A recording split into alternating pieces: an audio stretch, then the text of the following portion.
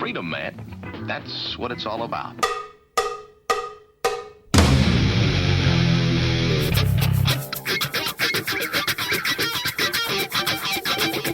You've got to groove on freedom, like the good book says.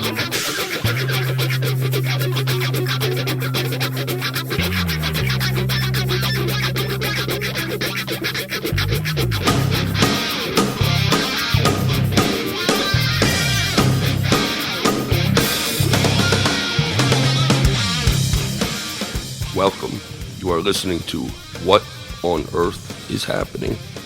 This show will discuss the topics of human consciousness, mind control, natural law, the occult, and all issues that affect the freedom of the people of Earth. What on Earth is Happening will endeavor to shine light upon the darkness of our world and to offer empowering solutions to the problems we face as humanity approaches its critical moment of choice.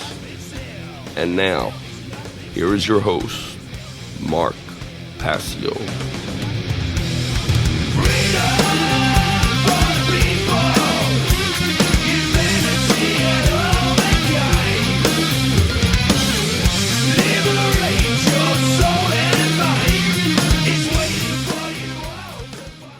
Welcome, one and all. You're watching What on Earth is Happening. I'm your host, Mark Passio. My website, whatonearthishappening.com. Ladies and gentlemen, government is slavery. And here on What on Earth is Happening, we are ending slavery one mind at a time. Welcome, one and all. Thank you for tuning in today. Today is episode number 245 of What on Earth is Happening. It is Sunday, March 6th, 2022, and we are going to be coming at you with a call-in show today on the topic of the state of software and the satanic mindset of software developers. I did the entire presentation last week, and I explained in that presentation why this is such a critically important topic for people to understand. And very unfortunately, I think that most people still do not understand this topic, and so we're going to talk about it more today. I am expecting even perhaps some people who have worked directly in software development to call in, so we'll see what they have to bring to the table on this topic.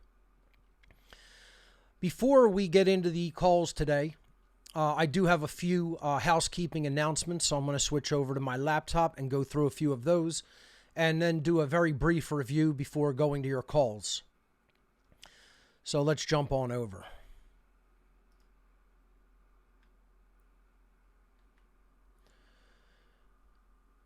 Okay, so as I said, today's topic, the state of software and the satanic mindset of software developers. Your calls coming up in a few moments here on What on Earth is Happening. We're on a new streamlined format where I'm simply producing at my desk after setting up the show in such a way to make me able to do that. And we're on a 6-month on, 6-month off schedule from January through June. In the second half of the year, of course, I will be teaching the How to Become the True Media seminar and focusing my time and attention to that project. Check out the One Great Work Network, streaming live 24/7. We're simulcasting on the network right now. Phenomenal content creators. I think we just onboarded 7 new people. We'll be adding to that. Not all of them are live right now on the site, but their accounts have been created, and when they create some content, we'll be putting their avatar in the content creator section. I'll be onboarding one new person this week as well. So we're slowly adding more people to One Great Work Network, and the network is just great. We've made some improvements to hardware and equipment over the last couple of weeks, so things are running fairly smoothly right now. Check out the website, onegreatworknetwork.com, and please do support all of the great content creators there. Most of them have donate links on their blog page, So you can go and support individual content creators there as well. OneGreatWorkNetwork.com. Last week I announced that I added Wise as a donation method, both for straight donations, direct donations, and also accepted as a donation method on my gifts area of my site, What on Earth is Happening donation gifts at gifts.whatonearthishappening.com. It's a great option for international users, people from outside the United States who want to help to support What on Earth is Happening and our efforts here. So if you're an international user, check out the option to use Wise as a donation method. The How to Become the True Media seminar this year is rapidly coming toward us. Less than a month now for enrollment to open. So I'll be announcing how enrollment will work and setting that up on the gifts area of my site. It will work through the gifts area. I also said that I will be accepting a personal check and money order for this year's enrollment. The How to Become the True Media Seminar 2022 is a intensive online tech skill sharing seminar. And I will be hosting it on the Telegram platform this year. We are moving over from Zoom to Telegram. We have tested it pretty extensively, and it looks like it's going to be a good option for hosting the seminar. So that's the platform it will be hosted on. And it will now take place every Monday evening this year, this 6-month period. And it will happen 8 p.m. to 11 p.m. U.S. Eastern Time every Monday from July 11th to December 12th for a total of 23 class sessions. So the How to Become the True Media spans 23 weeks. We usually even get together one extra week as just a bonus celebration session where there's no course instruction, where we just chat and talk about our experiences in the seminar. And I make sure everybody has their completion certificates for taking the seminar. And that usually happens the week after all 23 class sessions are completed. There is limited space in this year's seminar. I will not be allowing an infinite number of enrollees. I will cap it at a certain number to keep the classes manageable. So enrollment will open Friday, April 1st. Friday, April 1st, I'm going to try to open at midnight. Okay, so just as the day begins, Eastern Time here, Friday, April 1st, I will open enrollment at gifts.whatonearthishappening.com. And you will be able to link to that page from the main website of the seminar, howtobecomthetruemedia.com. You could check that website out for more information on the seminar and a basic course syllabus, not by date, but by topic of what will be covered in this 23-week seminar. So for more info, please visit howtobecomthetruemedia.com and enroll early because, like I said, after I hit the number of enrollees that I want in this year's seminar, I will be capping the seminar and closing enrollment. Just letting everybody know not to wait until the last minute because it is possible to get locked out if you want to take the seminar. Like I said, I have to cap it at a certain amount to keep the classes manageable. The What on Earth is Happening IPFS project is underway. We are still ironing out some tech issues, but it's generally going well. I will eventually be placing hash information, hash links for nodes that go online. So look for that at whatonearthishappening.com/IPFS. For those interested in participating in our IPFS project, you will need a home internet connection, a home broadband internet connection, having at least 200 megabits per second in the upstream or upload direction. This is critically important. If you don't meet that requirement, please do not inquire about this project. You will need a high speed, high bandwidth connection to the internet, especially in the upload direction, 200 megabits or greater in the upstream direction. So that's the first and most important prerequisite for participation in this project. For more information, you can visit whatonearthishappening.com/IPFS if you're interested in hosting a What on Earth is Happening IPFS node. And we'll be continuing this project throughout the year. My goal is to get 10 nodes online before the end of 2022. I don't know if that will meet that goal, but we'll see if we can do it. So once again, if you have that basic requirement, and there are others that you can read about in the PDF document that you could download after filling out the form on this site, please do visit whatonearthishappening.com/IPFS. There's also an IPFS link in the main menu of the website. Today's going to be largely a call-in show after a brief review of last week's presentation. So if you want to call in to join us on the topic of the state of software development, and let me tell you something, folks, it's pretty deplorable. Over the last 3 or 4 days, all I did was wrestle with a new network card, a NIC card, that I was attempting to put into my computer, just as a brief anecdote about how terrible any kind of developers, whether they be software or hardware, just do not put the extra time and care into the projects that they put out. And, I know it's difficult. I know there's tons of configurations of hardware, but I had to literally yesterday and the day before just go through driver settings manually, low-level driver settings in the advanced driver section, of Windows Device Manager, finding this totally obscure setting, to get a NIC card working, where I called their technical support. They couldn't do it. Their tech people were terrible, couldn't get it working, making ridiculous suggestions that I rewire my network, or that I simply get a different logic board, a different motherboard for my computer. It's like, you have to be kidding. It's like, yeah, let me just rip everything out of here, and it's not any of those things. They're just ill-equipped to be able to troubleshoot. They're not good troubleshooters, the people who are paid to do this job. If I were working at their company, I'd run circles around them as far as even analyzing, diagnosing problems. This is what I did for a career for years. And I was considered the best troubleshooter at any of the places I worked at, regardless of who liked me personally or not. Even people who didn't particularly like me. They thought my personality was maybe a little bit abrasive.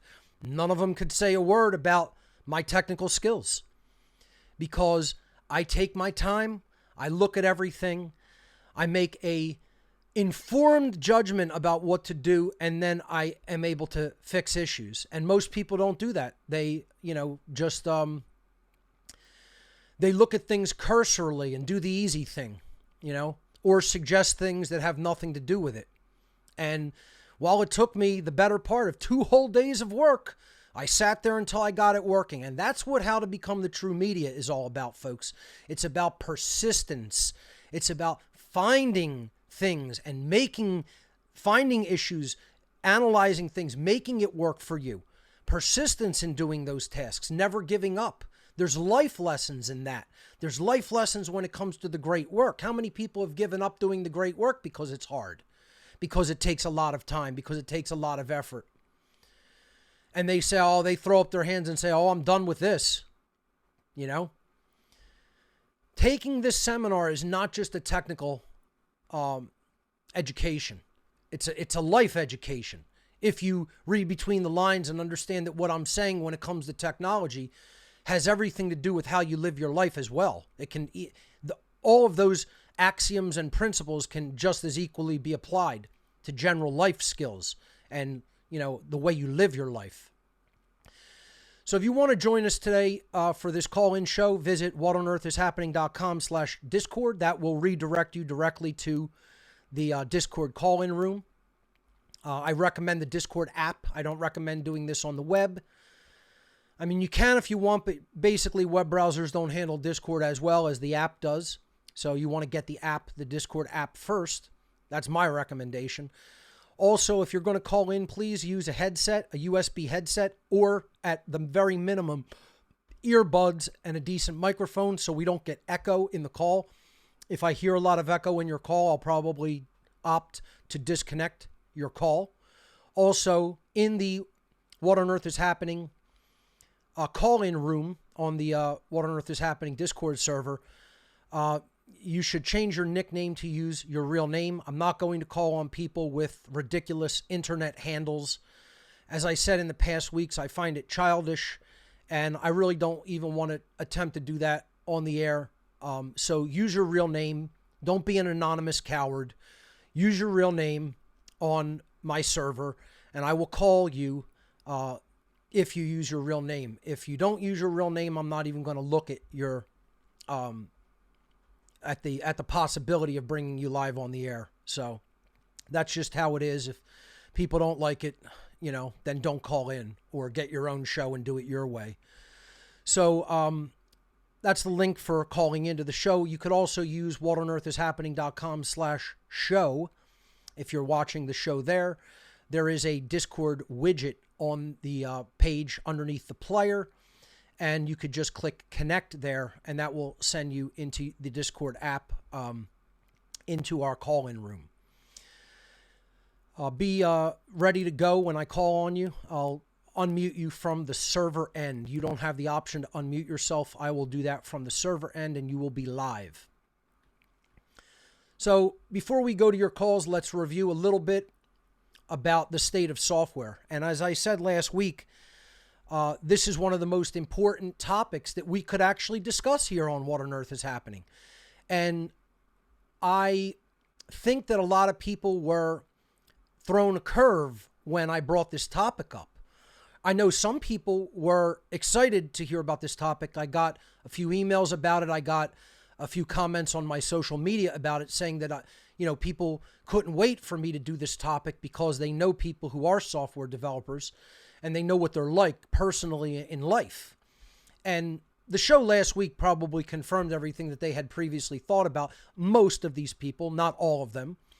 And the reason it's important has to be very deeply understood in people's minds who want freedom to manifest. So one of the first things I want to review is you have to understand that this is definitely not my opinion. It is absolute objective fact that freedom and software go hand in hand and can't be separated in the modern world. If there's no technology and we're living in ancient Stone Age times, then okay, software has nothing to do with freedom. Today, in the here and now, computer systems exist and they connect everybody through information. If you don't like it, tough as nails. That's how the world actually is, and that's how the world actually works in the here and now, where you are at, where you are living on Earth in the year 2022. See, this is where people, I think, have a total disconnect in their own mindset. Even people who watch the show, even people who say that they want freedom, even people who say that they're awake. They have to understand there's more to it. There's more to any of this whole enterprise in doing the great work and waking people up than somebody just knowing what's going on because they stumbled into the information. But then again, how did they stumble into the information, right? This is what constantly has to be logically thought through. People who don't understand why software is important have to ask the question, why is it important? It definitely does matter. It is important. It is critical, right? And that means that you have to have somewhat of an interest in how software is developed. Even if you know nothing about how that process works, you should be concerned with how software is actively being developed and put out into the world. Because content creators like myself are always using software to communicate. You are watching this right now as a direct result of many, many, many pieces of software. I have to have a good graphics program and able to make an interface for the show. I have to have a good streaming software in order to stream the show. I have to have a good streaming platform in order to ingest the video stream. All of that is done with software. Okay? If I have to have, in order to get it on my network, the ability to send that over my local area network, the video in full frame, full motion. So all of these different, seemingly disparate pieces of software have to work together and seamlessly. Then I have to have software to announce it and put it out on the web and embed the video streams in those platforms. All of that is done with software. Everything I've ever done with What on Earth is Happening to reach the minds of people in the public has been done through software. Without computers and software, I would be a person living in South Philadelphia talking to people who I bump into on the street or family members or friends who may be interested in what I have to say. Instead of having a worldwide platform where I could potentially reach millions of people and influence their minds for the better, help them to change their lives and get power in their own life and realize that what is going on in the world as far as government and overreach of government and even just the existence of government and the concept of people's one person or group of people's authority over others is inherently immoral and totally morally illegitimate. I would never be able to reach minds on that scale to influence people like that if it weren't for software. And obviously hardware, you need the computers to run the software, but without the software, none of those communication and publishing possibilities ever even takes place. So it's absolutely essential to the great work, especially if you're going to look at becoming a content creator or take a class like How to Become the True Media.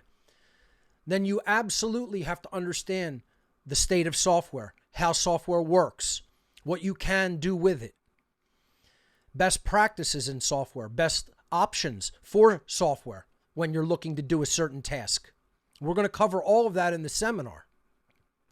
So moving forward last week, what I asked was, why is the great work of ending human slavery not being accomplished? And I think if you have a logically oriented mind, you could easily understand that if software is used to do the great work to reach people's minds and influence them for the better, most people don't understand how to use it.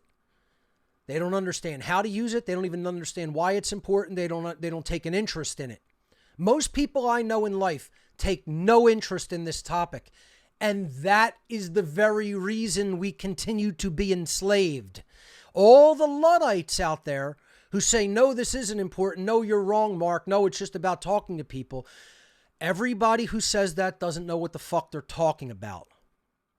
They're wrong. They haven't seen the issue clearly enough and thought it through logically.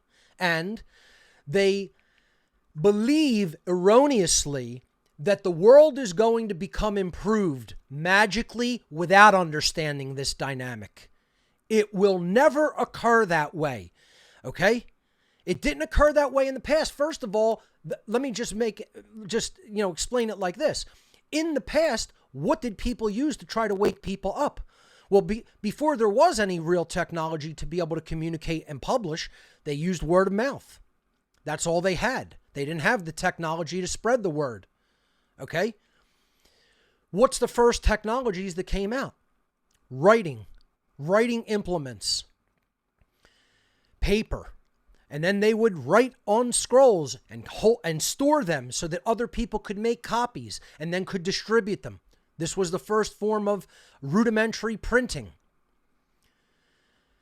And then when the printing press was developed, then we started using typefacing and making books and distributing those. Imagine how hard it was before there was even typesetting and the printing press. Forget it. Writing things down on scrolls, on parchment, and trying to make hand duplicated copies of complex works. This is what our ancestors did to preserve information and preserve knowledge and get it out to people. We can't even imagine that in today's world. We have it easy. According to those standards, we have it easy by comparison. You know, we could hold up a device in front of our face, speak into it, and publish that to millions of people potentially. So what's our excuse? Our excuse is that we're ignorant and lazy, and that's no excuse at all. Everybody has the ability to understand this technology and why it is important. And we got to get out of denial that it isn't. People are still in denial of this. The world is what it is. You're not going to make it go back to the Stone Age yourself. Maybe we all will collectively when we destroy each other and possibly this place that we live on, out of our ignorance and stupidity. But one person saying it's not important doesn't make it so. You're just wrong. That's all there is to that. And your ego is in the way of seeing that, And, again, regardless of who is saying this, they have to understand the world is different. They're not living in a world without technology. You live in a world with this technology. This is the method by which the word is going to get out. It will not get out through spreading it, by word of mouth, one person to another. Though that train has left the station. Okay? So I asked and answered this question correctly last week. The reason the great work is not being done and human beings are still enslaved is because most human beings still have not understood the inseparable role that technological literacy has with freedom. This is what's going to drive human freedom or stagnate it, by how many people get involved or how many people refuse to get involved. And like I said, you could say I'm wrong until your dying breath and it still won't make it so. I'm correct. This is the correct answer. Obviously, first you have to understand natural law. You have to understand objective morality. You have to have that right. But if you can't communicate it and you can't publish it in a wide way, you're not going to spread that knowledge to many other people in life. This is why what I've done has made far more of an impact than what people who don't understand technology are ever capable of doing. This is why what I've done with One Great Work Network amplifies the effort and makes it reach infinitely more people than it would have.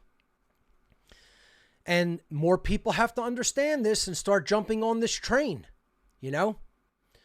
So I asked other people to ask the question, if you go out and ask people how they woke up, how did you awaken to the whole control system? How did you awaken that government was slavery? How did you awaken that authority is morally illegitimate? How did you awaken to natural law? How did you awaken to objective morality? What will almost everybody in the world tell you? Most people in the modern day will tell you they understood all of those things because they received that information in some digital format through the internet. Whether they downloaded books through the internet, whether they downloaded audio through the internet, whether they watched videos and documentaries and lectures, etc., through the internet, most people woke up through the digital mechanism of digital media. That's just a fact of life. No, few people will tell you I woke up from reading books. That is true. Yes. Okay, not going to dismiss the importance of printed books because, yes, some people will tell you they woke up from reading. But in today's world, that's less of a factor. And the infinitely greater factor is they watched something on the internet. They listened to something on the internet. They downloaded something and read it on the internet. They read articles. They read books. Things that had been published digitally on the internet. That's the mechanism by which the world is or is not going to wake up. We'll wake up when more people recognize the truth that is on the internet, take it into themselves, okay? Process it, understand it, and then act rightly upon it. And if you don't understand that, I'm sorry, you yourself are asleep, brainwashed, under mind control, and simply wrong. That is not my opinion. That is objective reality. I understand the objective reality of that fact. That's all, and I'm repeating it. That is not my opinion of how the world is waking up and will continue to wake up. That is how it is, meaning that is the truth. If you're being honest with yourself, if you want to lie to yourself and blow smoke up your own ass, go right ahead and go continue to lie to yourself that we're going to wake the world up by putting stickers in subway cars, or on the toilets in pubs, okay? Yeah, obviously that helps promote certain things or ideas, but that's not how people are going to wake up. They're going to have to go to websites. They're going to have to go to digital publishing platforms of some type for video, for audio, for books. And if people don't do it that way, they're slow in their process of awakening. It could happen by different means, but it's going to be unimaginably slow. If we want it to happen in the time that we have before we destroy ourselves or government destroys the world, which we're rapidly heading toward, we have to use the mechanism of digital publishing and digital communication. Unfortunately, the vast majority of human beings exist in a state of total illiteracy, complete ignorance of how this process works. How many people could make a website? How many people could publish a podcast? How many people could make a documentary? How many people could make a video show like this? Not many. How many people even know how to edit a graphic or make a text document or publish a PDF book? Not many. These are all the skills we're going to teach in how to become the true media. So people exist in this total state of technological illiteracy when it comes to how to publish and communicate through modern forms of media. And that's why the great work isn't being done, folks. If this is your state of ignorance and you don't know anything you're doing with a computer to create, to publish, to communicate, how are you helping? Obviously, some people can contribute other skill sets. Obviously, some people can contribute resources. Those are valid methods of helping, obviously. I'm not discounting that. What I'm saying is if you want to really try to influence minds yourself, you're not helping by just talking to a few people that you may not reach yourself. First of all, close friends and family members may not even be willing to listen to you because they're just like, oh, that's just crazy Jim or that's just crazy Sally. And why should I bother even listening to them?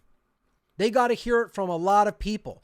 They have to hear it in one of their own social circles. They have to hear it online.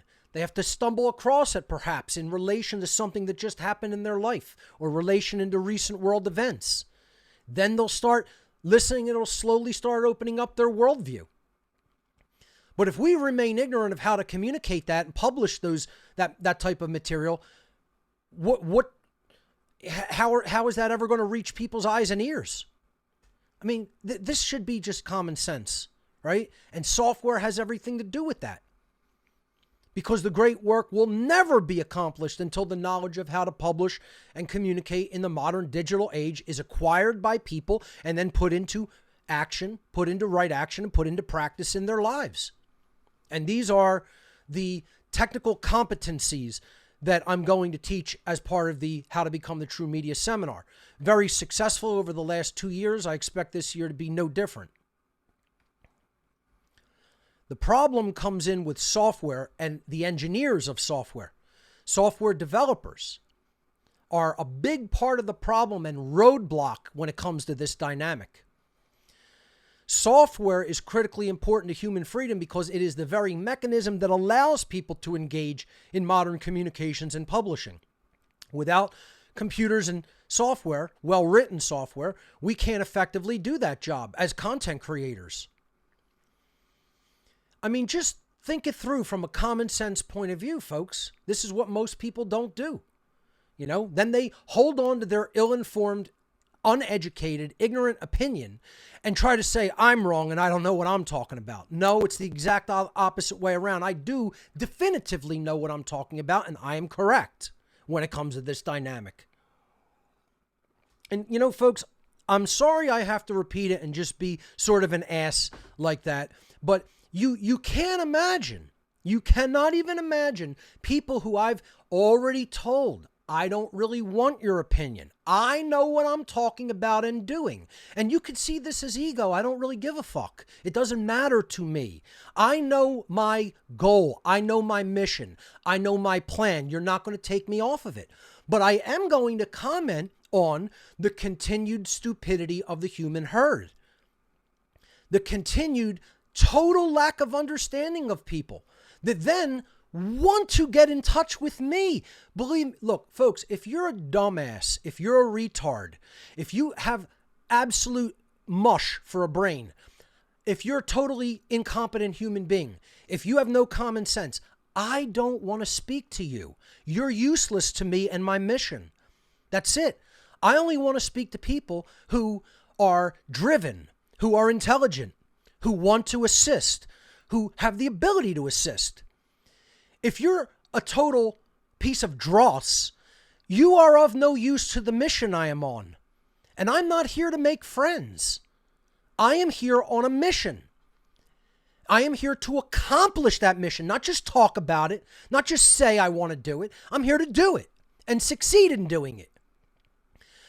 So again, I'm going to implore everybody, you don't need to contact Mark Passio and tell me anything. I don't need your personal communication. I don't need it or want it.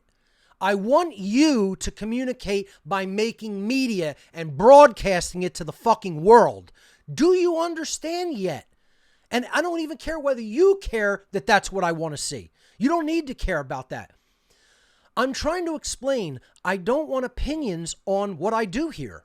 I'm not interested in your opinion on what I do here. I'm going to do what I do here regardless of what the fuck you think about it. I don't understand how it could be any clearer, but I think I need to keep reiterating this. I also need to keep reiterating that if you're a new viewer to this show, don't start here. All the current episodes of What on Earth is Happening are built upon cumulative prerequisite information that comes in the earlier shows. So you should watch the show, listen to the show, and watch the show from podcast number 1 on the What on Earth is Happening podcast section, starting at number 1 and proceeding forward at your own pace. You should not skip around. You should not listen to the most recent episodes first. You will not understand the framework of this information if you don't have all of the previous episodes in your mind as a framework for understanding. And this is confirmed to me continually. Confirmed 100% definitively, continually, that almost everybody who tries to start listening to the later podcast is lost and they don't have any framework for what I'm even saying in their mind at all. No understanding for the words that are leaving my lips. Then when people tell me, Mark, I took your advice. Oh, I saw your show. I watched online when you were live. I hated you and I had no fucking idea what the fuck you were on about, what the fuck you were talking about at all. I thought you were just some jackass spouting some nonsense. I didn't know why it was important. I had no framework for the understanding of what you were talking about. And many of the things that you were saying, I didn't even understand at all. That's because it's all explained in the earlier episodes. It's built like a stepwise class. Just like you can't come into How to Become the True Media episode 18 until you get 1 through 17 and practice those methods and techniques. You wouldn't want to jump in the class at episode 17. Just like you wouldn't want to start watching What on Earth is Happening at episode 245. You need the earlier classes. That's what this is. This is a stepwise progression class. Look at it that way. You don't jump to the end of the textbook and start reading in chapter 32. If you want a basic understanding, you need to start at the beginning and go forward in order, linearly. This is a linear progression of information. So, I asked and answered the question last week, what's wrong with the software developer's mind? The software developer is largely locked into a left brain only paradigm of thought and mentation. Their consciousness and worldview is informed largely only by the left brain. Now, again, that doesn't mean that the whole right brain is shut down and there's no activity in it. It means that, as the phrase goes, when, certain parts of the brain wire together, they fire together. Okay? Or, I'm sorry, the opposite. When they fire together, they wire together. Meaning that they establish a neural collective or group that tends to continue to work the same way and lock someone into a pattern of behavior and thought and behavior, because our behavior is informed by our thoughts. And until they develop a more holistic mindset that incorporates the right mind, that incorporates common sense, that incorporates compassion, incorporates heart-based intelligence and creativity, okay? They're missing a whole entirety of a worldview and a paradigm that they could incorporate into their software that would actually make their software and their business model infinitely more successful. That's why a lot of software developers jump to the easy fix, right? They're not getting good nutrition, so they jump to, I just want the easy, simple carbs that are not really that great for you because they're not even from a good nutritious source. They're from some poisoned, non-natural product. And they'll give you a big jolt in energy and then a big drop down, a big, crash. Likening it to people who are stuck in a bad pattern of nutrition. It's the same thing when it comes to how we feed our mind. And these people could see a huge improvement in their whole way of living, in their whole business model, in their whole, dynamic of prosperity if they would change their thoughts. But most of them are locked into that left brain only worldview and pattern of behavior, of thought and behavior. And as long as they stay stuck in that left brain, this dynamic isn't going to improve. And it needs a lot of improvement because it's in a deplorable condition right now. We talked about that their mindset has become satanic by being locked in that left brain modality. And that doesn't mean that they worship the devil. This is what people, again, one of the main things I've struggled with being able to successfully do is explain to people what Satanism is. If you're a new listener, you should go back and watch my earlier podcasts on this topic. You should watch my presentations on it. Demystifying the Occult Part 2, Satanism and the Dark Occult, where I lay out what this ideology really is. And yes, I do know what it really is. No, this is not my opinion. The whole worldview is about egotism, moral relativism, social Darwinism, eugenics, dysgenics, etc. It's a way of viewing the world. It's a way of thinking in the world. It's a way of acting in the world. It is not about worship of anything. This is what religion has told you. This is what Hollywood has told you. And you want to take it from idiots who want to deceive you. You want to be an idiot by listening to people who want to deceive you, then go ahead. Be that idiot. It's your funeral. And it's unfortunately other people's funeral because of that ignorance. But if you want to be informed, listen to somebody who was active on the inside of Satanism. And that's me. I was in this cult in my youth. And eventually came out of it and reformed my mind. Reformed my spirit. And I'm trying to give people the very playbook of these lunatics, of these psychopaths who run the world. This is the religion that runs the world, ladies and gentlemen. The religion of the masters of the world is Satanism. And people better get their head out from up their ass and understand it's not about worshiping a guy in a red suit with horns and a tail and hooves. That's some bullshit religious notion. It's called Satanism because it's about the ego. It's about not caring about anybody else except yourself and maybe your own family or friends. You don't care about anything in a wider way. You live only for creature comfort. You live only for your own personal comfort and satisfaction. You don't care about what's going on in the world at a wider scale. You don't get involved in any of that to try to help improve the human condition. Pure selfishness and egotism. And that's what we looked at last week, the mindset of egotism and selfishness that leads to the mindset of modern software developers because they're latched in that satanic left brain worldview and modalities of thought. Their motivation is driven only by money or entirely, largely by it. And again, I said this isn't a blanket statement. Not all of them are like this, but the vast majority, close to 99%, I'd say over 98% of software developers have this mindset. And that's why they're making it very difficult in conjunction with big tech. Modern software developers are making it very difficult for content creators to get their word out effectively and efficiently. Yes, it can be done if you know the right software to use and you know how to use it. But there's so many junk options out there. Just junk. Written like junk, interface like junk. Whole mindset of setting it up is junk. They have this rigid and narrow vision of what they believe software should be or do. They don't want to change. They don't want to look at modern improvements to it. They're doing things like they were doing it back in the early Unix days where there was no user interfaces. The UI of their program is terrible. The UX or user experience of their program is terrible. A good developer doesn't just write core functionality into their software. A good developer writes an excellent user interface for modern software. You know, we're not talking about just doing command line applications for some specialty server. We're talking about what 99% of the average public is going to use and want to be functional and want to have ease of use and functionality in that software. And that requires a good UI, user interface, and a good UX, user experience. This is designing software properly.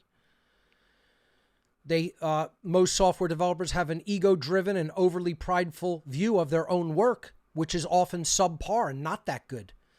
And yet they think, oh, this is good enough, and nobody even sits and tells them, your software stinks, man.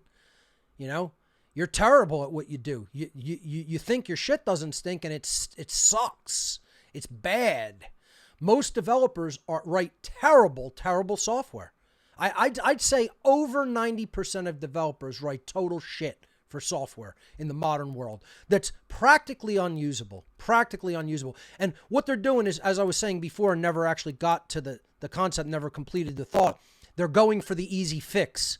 Like somebody going to easy carbs for nutrition that doesn't really hold up. Then they go, because all they want is the money, so they go to writing games on iOS or games on Android. You know, garbage. Total purposeless garbage that is a time waster, that is not there to help improve anything, let alone the human condition. It's there to keep people engaged, so they'll give them another $1 in their add-on to the game or whatever, you know, in-app purchases. This is where the modern software developer's mind, most of them are at. Not all of them, but most of them. You know, that easy fix. I'm going to make the game that 1 million people will buy, sell it for $1, and I'll be a millionaire. Instead of selling excellent software or releasing excellent software via open source, that it has pride put into it, attention put into it, deep work put into it to help contribute to the human condition, to making it better. That's purpose-driven software. And most software developers have this left-brained view of, I know everything I need to know. I don't need to hear anything from anybody. And again, I said last week, you could liken that to me, but the difference is they're incorrect and I am correct. I've obsessively studied what I study. I obsessively took in the knowledge that I take in. If you don't believe that, get the ARC and you'll see how much knowledge I've taken in and more. The ARC is just a subset, you know? And then you'll know how obsessive it is when I've come to the data about how this world works. Because I have that big picture thinking and capability. I have the IQ to process it. I have big picture heuristic systems view of things, which is why the Satanists wanted to tap that potential in me and make me part of their agenda and plans and goals. Fortunately, I saw through that before I got involved enough and was able to leave of my own accord voluntarily, which not everyone is permitted to do that. But at my level of involvement, you are, because I did not participate in their crimes. I was not involved at that level. I was involved at a very low level, being vetted to be groomed to go up into those higher levels at which you will not be permitted to leave. And fortunately for me, I left before that occurred. So last week, I also showed the solution to this. What considerations do software developers have to focus on and really work toward implementing and improving? Their motivation has to change from profit-driven motive to a purpose-driven motive. What purpose should this software fulfill in human life, instead of, am I going to get $1 for every game I sell? You know, you see the difference there. There's a big one. They need to tailor the user interface and user experience of the software that they're developing in such a way that makes the software intuitive, meaning easy to figure out how to use, so that users will want to use it, and then they will want to support the development of that program by buying it and continuing to buy it when new releases come out. They have to make an honest and accurate assessment of their own strengths and weaknesses when it comes to their software writing abilities and the products that they release. Most don't do that. They toot their own horn when there's no reason to honk that horn. They're honking really loud, but they look like a fucking clown. Honk your horn when you actually have developed your abilities and you've put out an excellent product. Then honk all you want. But right now you're honking and you look like a fucking clown. Don't be Bobo, software developers. You don't want to be this guy. See, you don't want to be him, and that's where most of you are at. You're emulating Bobo and you're honking your horn, and you got no reason to be honking it because your shit stinks, and it's not that good. You just think it's good. I know I'm talking a harsh game when it comes to this, but once again, I do know what I'm talking about. I am correct. I know what the state of software is because I use tons and tons of it every single damn day. And it is more and more and more of a house of cards that has to be navigated as opposed to just being used with the intent that it's supposed to be used for the purpose it's supposed to be used for.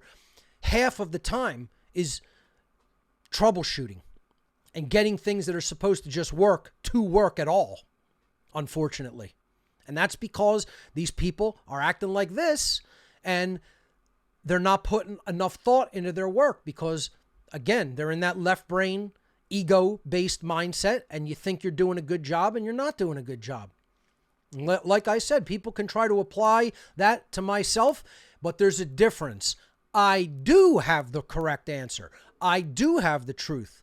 I'm not going to put it out there in a way that is baby spooning it to people and me wearing a mask. I did that long enough in the early days of What on Earth is Happening, and I'm beating myself up over being that nice guy in the early days. I think I did some people say, oh, they wouldn't have listened to you unless you did it like that. And then I think I did them a disservice by not just putting it out there direct with no mask on,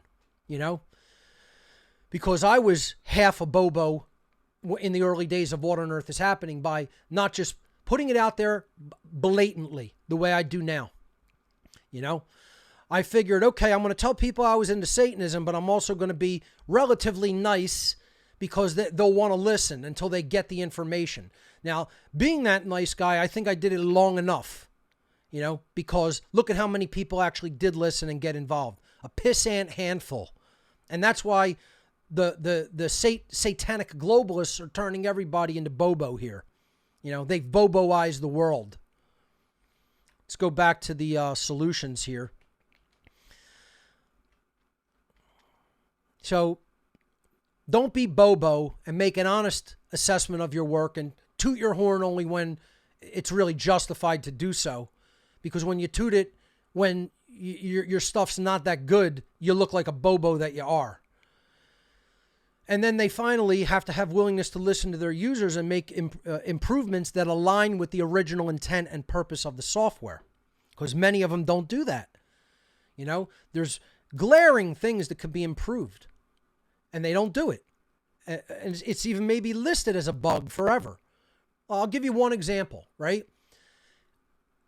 I've seen numerous people put this, observation on forums and things like that. VLC for Mac versus VLC for Windows. In the Mac version, I could take a video item like an MP4 file and I could drag and drop it wherever I want in the playlist. If I want it, if I want it to be item 75 in the playlist, I scroll down and I insert it. You can't do that on Windows. You have to drop it in. It's got to go all the way to the bottom. Even if you have 1,000 items in the playlist, then you have to slowly drag it up from the playlist. Why? That shouldn't be that difficult to implement through drag and drop from the operating system if the developer cares about doing it properly. And it's just a nicety.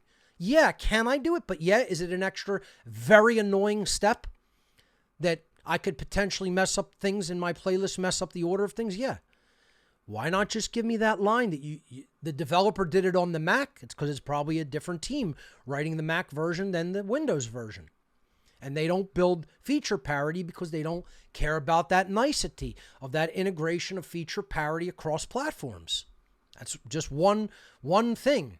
And many users have told them about this. They just don't care and they don't want to implement it. They say, I have bigger fish to fry. I have more things I want to work on. But again, if the interface isn't working the way it should, as expected, according to general user interface and user experience convention, a lot of people are going to look at that software as a piece of junk.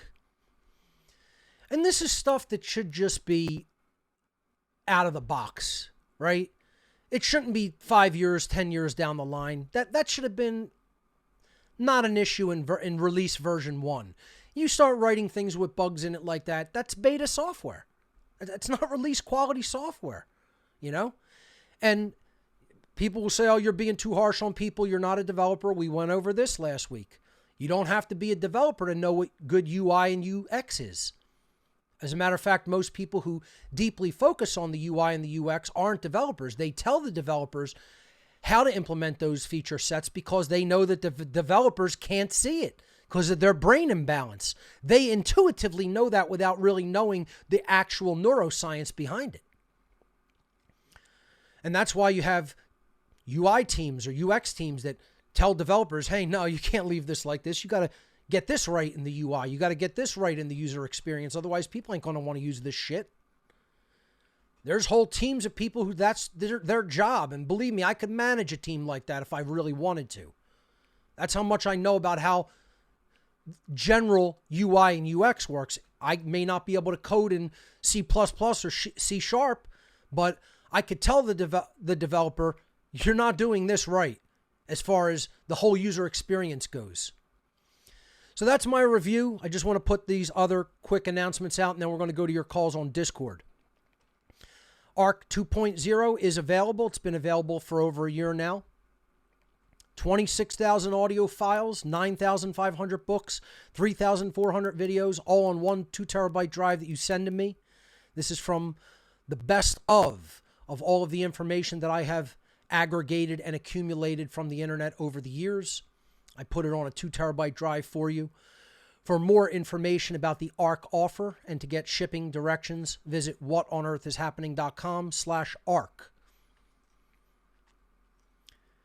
If you want any hard copies of any of my work, including flash drives, DVDs, t-shirts, coasters, stickers, buttons, etc., visit gifts.whatonearthishappening.com. Tons of different donation methods up there for you to choose from, including Wise Now, which is a good international option for donation. Gifts.whatonearthishappening.com. Check it out. If you want to make a straight donation to support What on Earth is Happening and the work that we do here, visit whatonearthishappening.com/donate or click the donate button or link on the main menu of What on Earth is Happening.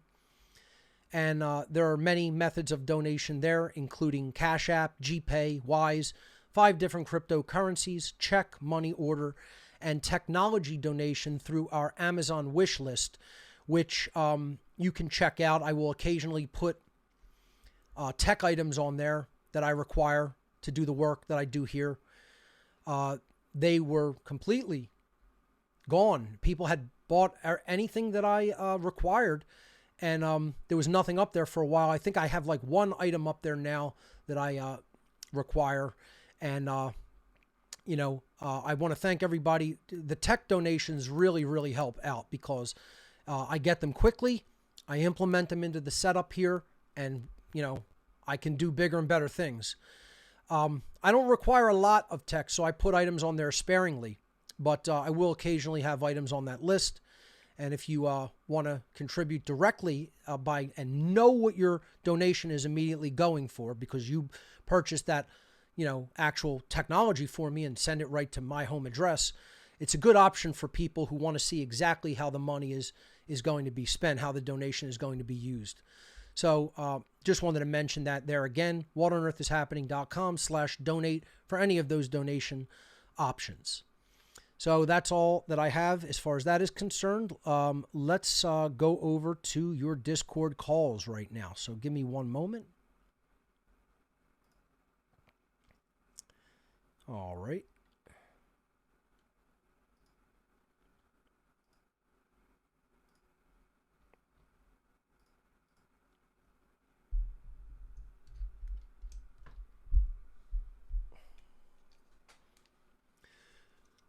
right, folks.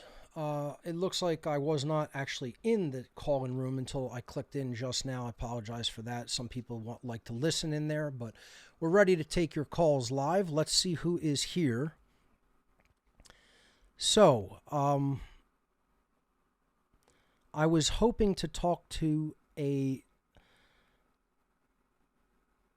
former individual who formerly or actually might actually still be working inside software development, but I'm not actually seeing him in the call-in room. So let's go to a few other people and see what they have to say. Let's hear from Robert. Robert, you are live on What on Earth is Happening. Yes. Welcome. Because I lived in the condo when I lived there too with Dale. Looks like we're having...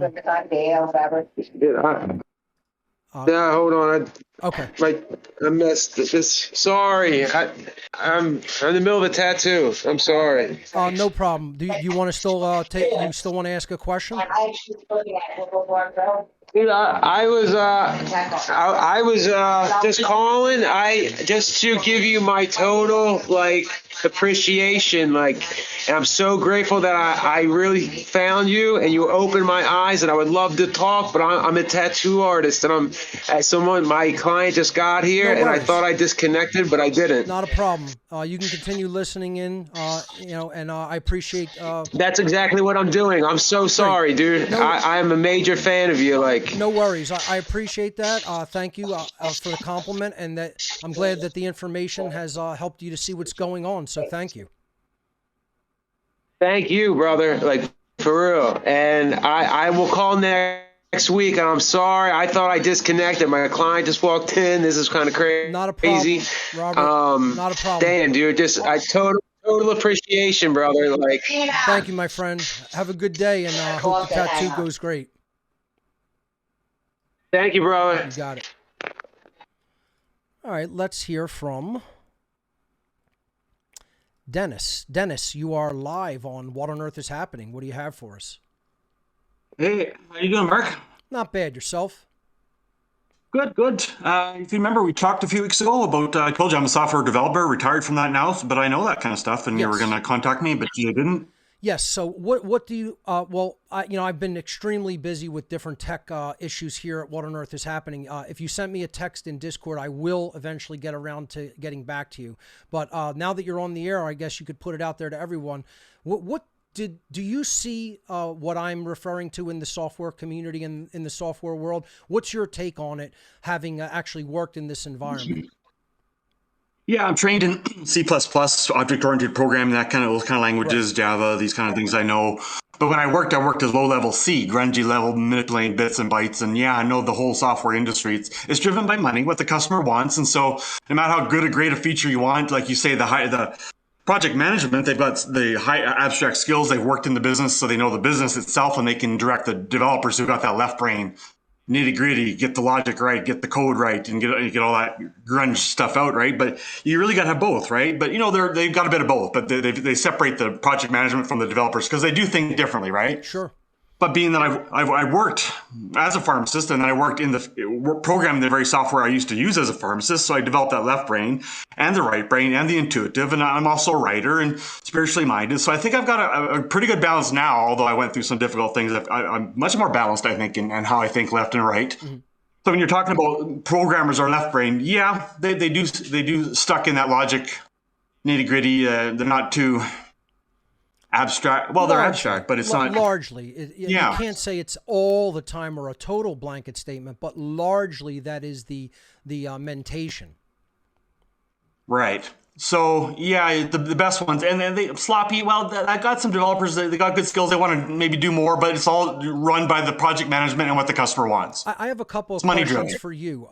How much would you say there's a ratio or a split between core code functionality of actually the functions of the software and what it will do under the hood, or with data transforms of any kind, versus how much attention and refinement is put into the user interface and user experience? What would you say is the general breakdown when it comes to the developer? Now, obviously, the higher level management team is going to consider those functions, but if you simply look at the developer's mind, how much would you say that they make a split between core code functionality versus UI UX? They're more the ones I worked with, the core coding functionality, and they did gritty spaghetti code. They didn't do object oriented. It's like you just jump out of a switch or an if statement. And it's hard to follow. It's illogical. They don't follow standards. It's just how they're trained. It's just the attitude is as long as it works. It's all about as long as you get it working. And if that code works, get it working as long as it works. Function, it doesn't matter the user experience when it comes to actually using the UI, right? How functional and efficient of an experience, and how much of a positive experience that will be for the user. Because if it's clunky and it's buggy with the UI, or if it's very non-intuitive and hard to understand when it comes to the UI, the user experience on the other end of that piece of software is going to be terrible. And the user is not really going to want to use it, even if it does do the core functionality. Like, that's why you need project management and quality assurance to jump in there and give the developers some help. Absolutely. So, because they just want to get it working as long as it works. The other thing that you talked about, and I have one other question after this, is that they don't really follow standards for things like that. Like, I noticed that software developers very rarely, unless they're very attuned with the needs of the community that they're writing for, they don't even write with standard interfaces for the operating system, which are actually provided by the OS developer like Microsoft or Apple in different APIs and low-level, object-oriented stuff that they could be given that code for free that adds native operating system functionality into their application. And most of them want to reinvent the wheel. They could integrate this stuff that's already tightly integrated into the operating system, but they're not really writing against the operating system. They're writing from ground up, reinventing the wheel, instead of writing the app for the native operating system platform that they're going to be releasing it on.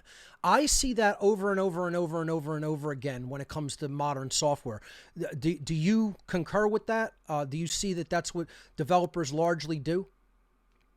Yeah, pretty much. I dealt with a lot of C, and it was all you build the carburetor. You don't just buy the carburetor and plug it in. That's more object-oriented type. You just buy the carburetor and someone else builds it, right? It's much easier. And with the core functionality, I can understand wanting to write it your own way. I don't have a problem with that. I'm talking more about the user interface, where they'll make their whole own button sets or make their own widgets. When the operating system, if you're using, an IDE for that particular operating system, will provide a lot of that stuff, or all of it. And then it will make it look and function more like a native app on that operating system, as opposed to looking at everything and going, oh, this is completely alien. What does this do? What's this, interface element for? We have conventions in that for a reason. In at least on the Mac platform, Apple released things, and I'm sure Microsoft has the equivalent of this on Windows. They call it human interface guidelines when it comes to elements of the UI, the positioning of elements, how they could be set up in position on the screen and groups, things like that. It's called HIG, Human Interface Guidelines. A lot of developers have never even heard of this. And it's something that if I think developers looked into more, they would write their app in a way that takes advantage of native user interface on the platform that they're writing on.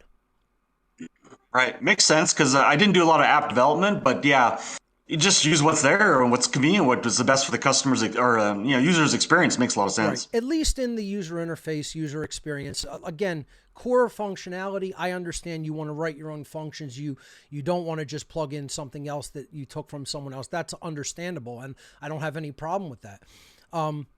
So the last thing I wanted to ask you about before I let you go on to some other callers was, what about open source? Have you ever been involved in any open source, free and open source projects, or did you only work with proprietary software? Just proprietary, but open source. It's money your driven, view of right? that So as a developer? And maybe even comment that on would be the wonderful. state. What do you think the state of open source development is at this point? If you had to gauge it, I think it's pretty low. I'd have to agree. And we're hearing this from Yeah. a developer being honest on the air with us. Now, let me ask you this. Why do you think that is? As a developer, why do you think it is? I've put out my, commentary and, take on this many times, my opinion. But as a developer yourself, what is your opinion as to why the quality of a lot of free and open source software projects is very low compared to proprietary projects that are paid? Selfish human nature. You want to make money. You want to get the best out there, and you want to keep it your secret and charge a lot of money for it. Right. Now, let me ask you this. If that is the case, and I understand, I get why they have this profit motive. Obviously, everybody wants good quality of life, wants to be able to eat, pay their bills, have a house. Understood. That's human, right?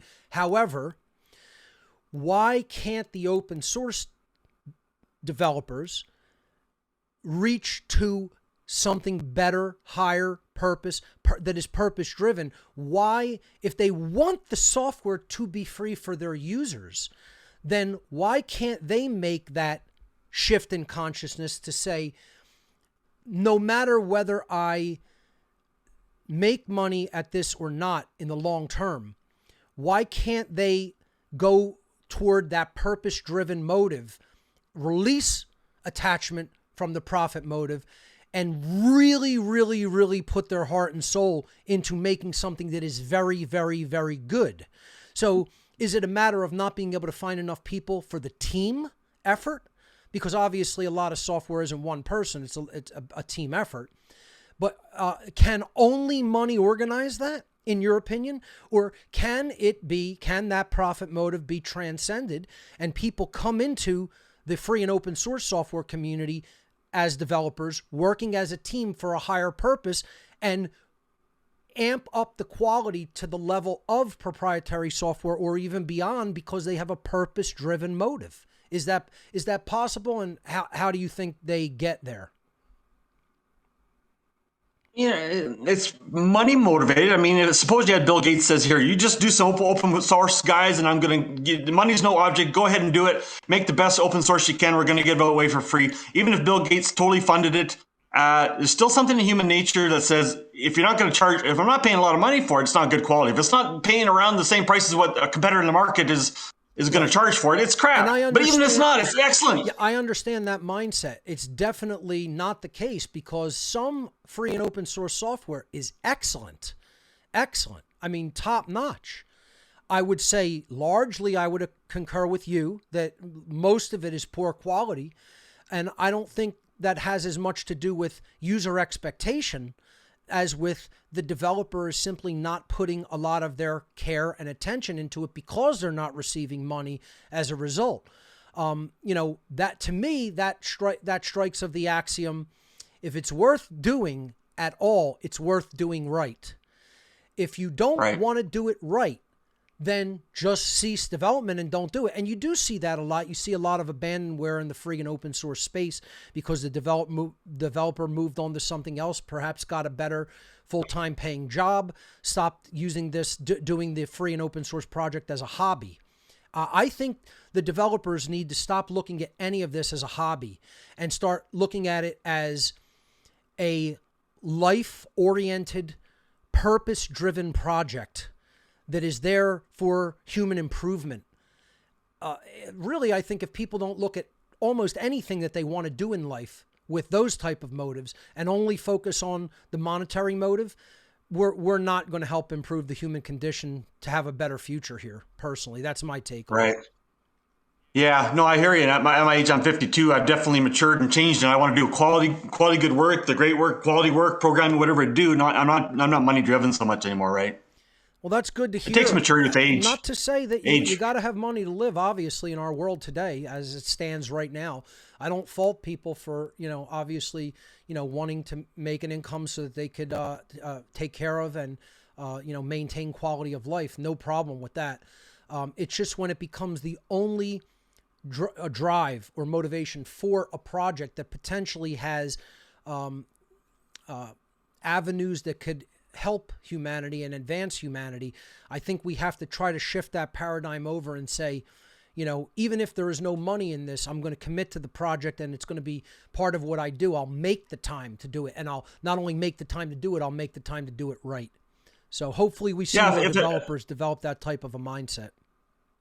Like an open source, if you give out your open source code, then people are going to see it. And other developers, when you read the code, you can see their logic. You can read like a book, their way of thinking. Right. And if they put out poor, crappy open source code, it's an embarrassment. Why would they do that? Right. It'd be embarrassing. You're seeing my mind when you read my code. True. Especially if it's well commented, well documented. Yeah, you're absolutely correct. Well, should be quality good stuff. Absolutely. Well, I think you brought up some really great points.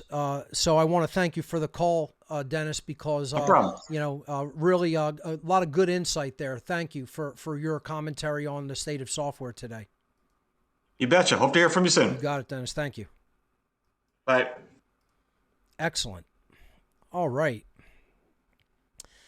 Who else could we go to here? Let's go to Daniel. Daniel, you are live on What on Earth is Happening. Welcome. You hear me? Yes, I can. Hey, good to talk to you again, Mark. You too. So I guess we're talking about software development and the satanic mindset of people, huh? Yeah. What do you see as some of the most important developments in the software world, or just a state of how software works, its functionality, its stability, its quality? Talk about what you see in that field. You could talk about, if you want, the platforms that you use, and how you see development going in those regards. Sure. Well, for me, the thing is that if you're going to create something as a tool and you're giving it away for free to the greater group of people, that says so much about where your heart and mind are at. Like for me, my book that I'm writing, it's not going to be for sale. It's just going to be for donation, exactly how you do your things with gifts. And I think that's the greatest gift that you can give somebody, is put all your love and your skill into something that can really empower others and say, here, this is what I got. What, do you want to take use of this? Who wants to help me do it? And unfortunately, lots of people, as you said the other day, are like, they just want to make $1, no matter what. And so they sell shitty software. They want to get in, get out, and fuck everybody else. And so, but then again, I do see a lot of people that do sacrifice the money motive for the betterment of the human race. And these people are examples. They're prime examples of what we should strive to and for every day of our lives. And I use a lot of open source software. Like, I don't use Word. Mm-hmm. I use LibreOffice. I try to use as many open source. It's a good suite of open source Office apps, without a doubt. It works very well.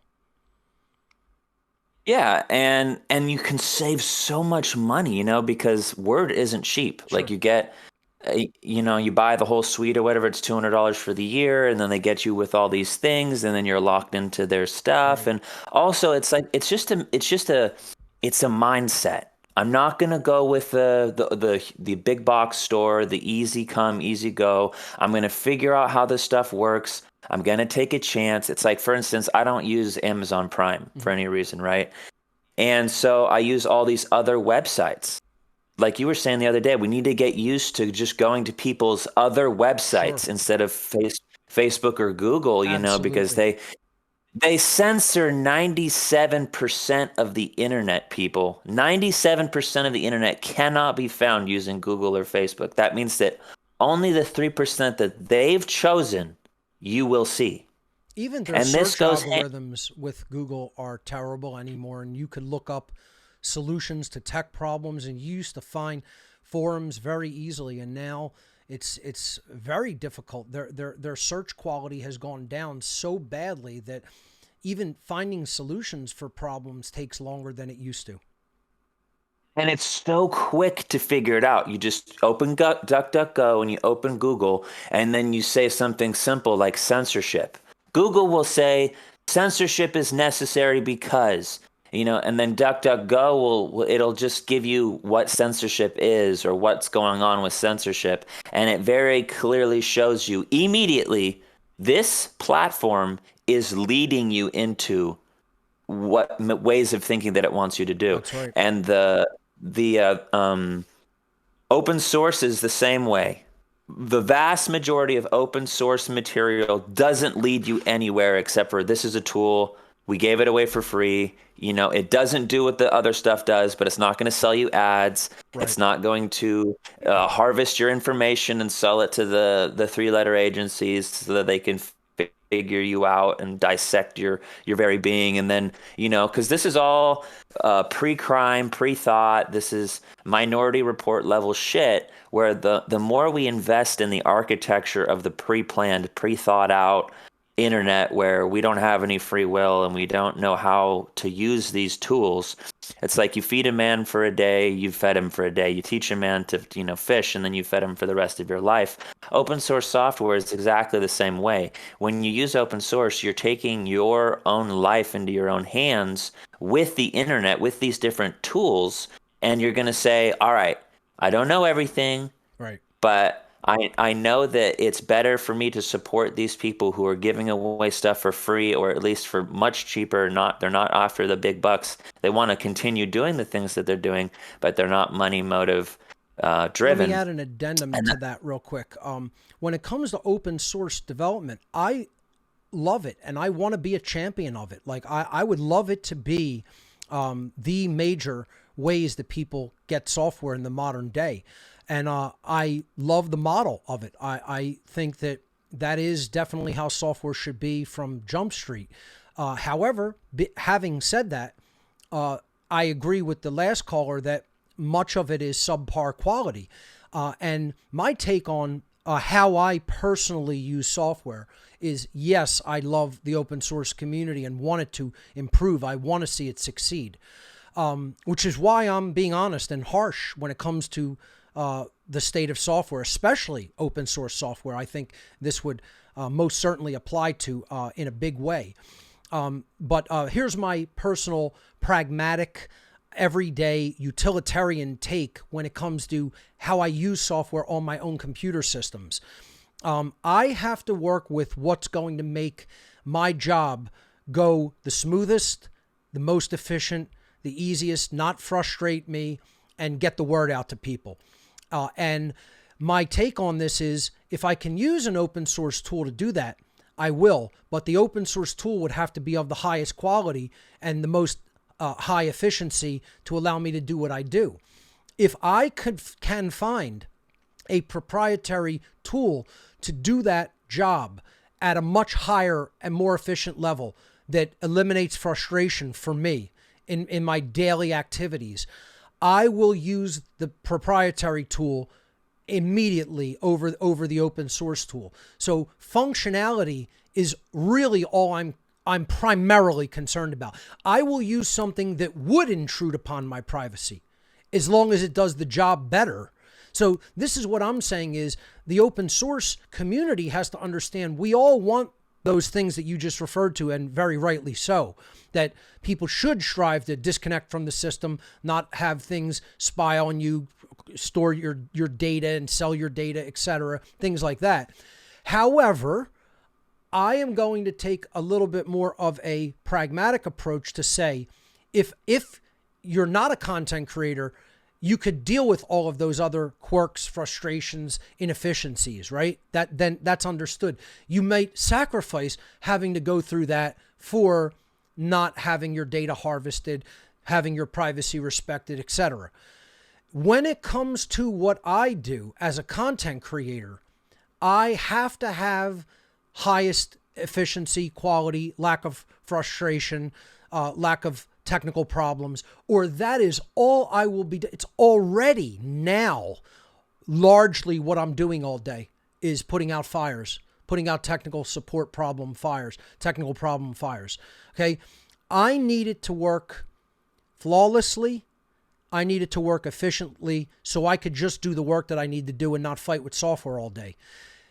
For that purpose, as a result of that, I will choose the proprietary software that does the job the best over the open source software that isn't even as intrusive, but doesn't do the job well. So give me your take on that, because I think that's what the open source community has to do. They have to focus more on true improvements to the efficiency of their products and making them better when it comes to integrating them with the operating system that they're releasing them on. A lot of open source projects, they want to cut corners. They don't want to write a truly native application. A lot of what open source developers do, and I know I may be insulting a lot of developers here by what I'm about to say, but I know that they do it. I've spoken with many of them. I've seen their code, and I know what they're doing. They're providing poorly written ports where they'll write against one OS, and then they'll do a crappy port to another OS. I don't know if you're familiar with the concept of porting, but it's taking native code from one platform and sort of like almost like just shunting it or interpreting it onto another platform instead of actually writing the necessary native code to make it work more of a native application on a separate platform. And that's because they want to write once and then port code instead of writing 2 or 3 times if they're going to release Mac, Linux, Windows, etc. And I see this happening across the whole open source community when they really have to take their time to learn native application development on each platform, take the core functionality, then integrate UI elements through whatever IDE, APIs they're using, etc., and just accept that's more work. Is it more work to do it that way? Yes, it is. But you can actually do it right that way. You could have feature parity that way, regardless of how you started writing.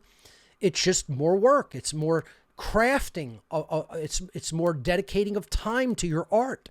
And I just don't see the open source community doing that well. Most of it. Some do. Again, I want to emphasize and stress, some developers do it well. But it's too few. It's far too few. And that's why most people are going to stick with proprietary software on Windows and Mac, unfortunately. And even that's downhill. Even that's, I see especially on Windows, less and less good apps being developed on Windows and tons of crappy apps being put in the Windows App Store, the Microsoft Store. Same thing with Mac. Tons of crappy apps on the Mac App Store because they think, oh, it'll be visible. It'll be a get rich quick thing, and once we get the money, we got the money and run.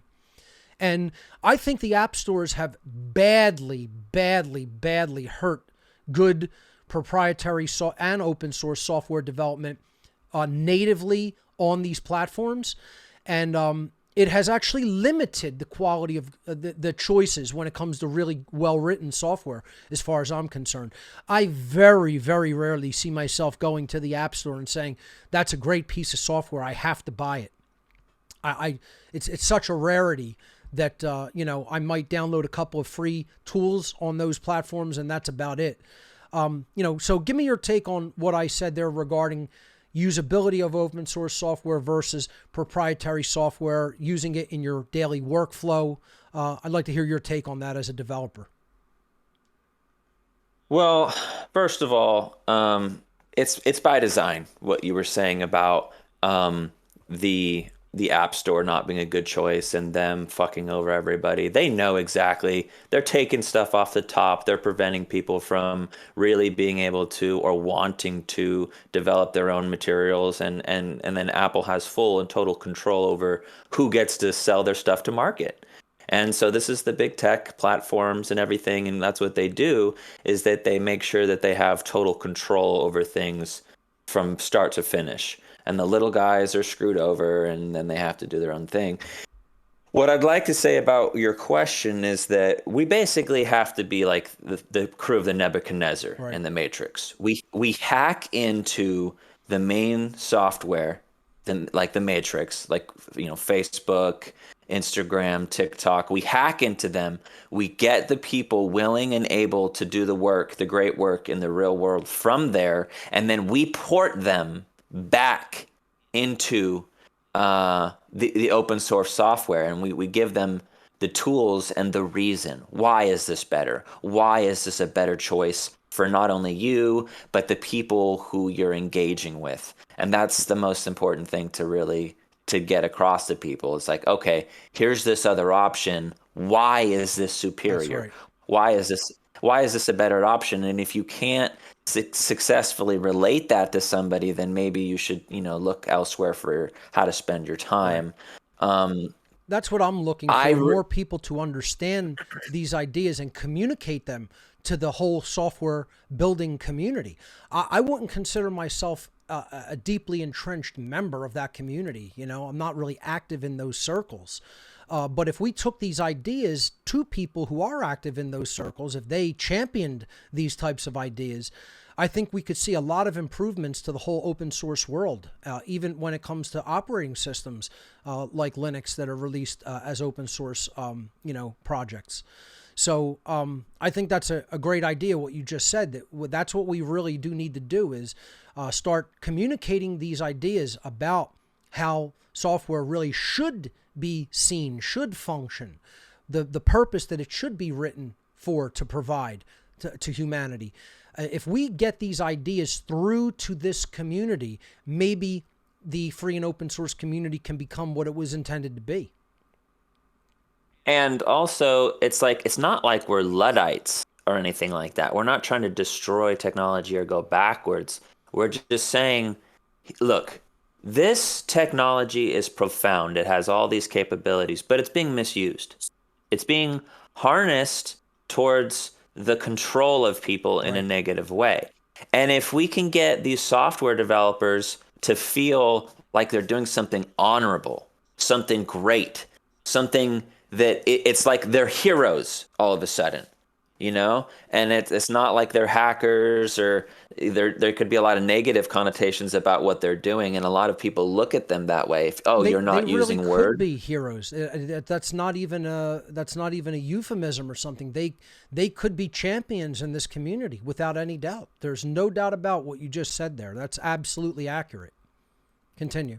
And if we can do that, think about what a boon that would be. Like with just a little bit of recognition and support, people will spend untold amounts of time and energy to do those things. We all know that when somebody says, good job, son, good job, daughter, or whatever, a leader, a figure of authority, true authority, ones that, is with respect and mutual cooperation, not, you do what I tell you because I'm the authority, not like that, then people will do so much more and so much better. And people really innately want to give.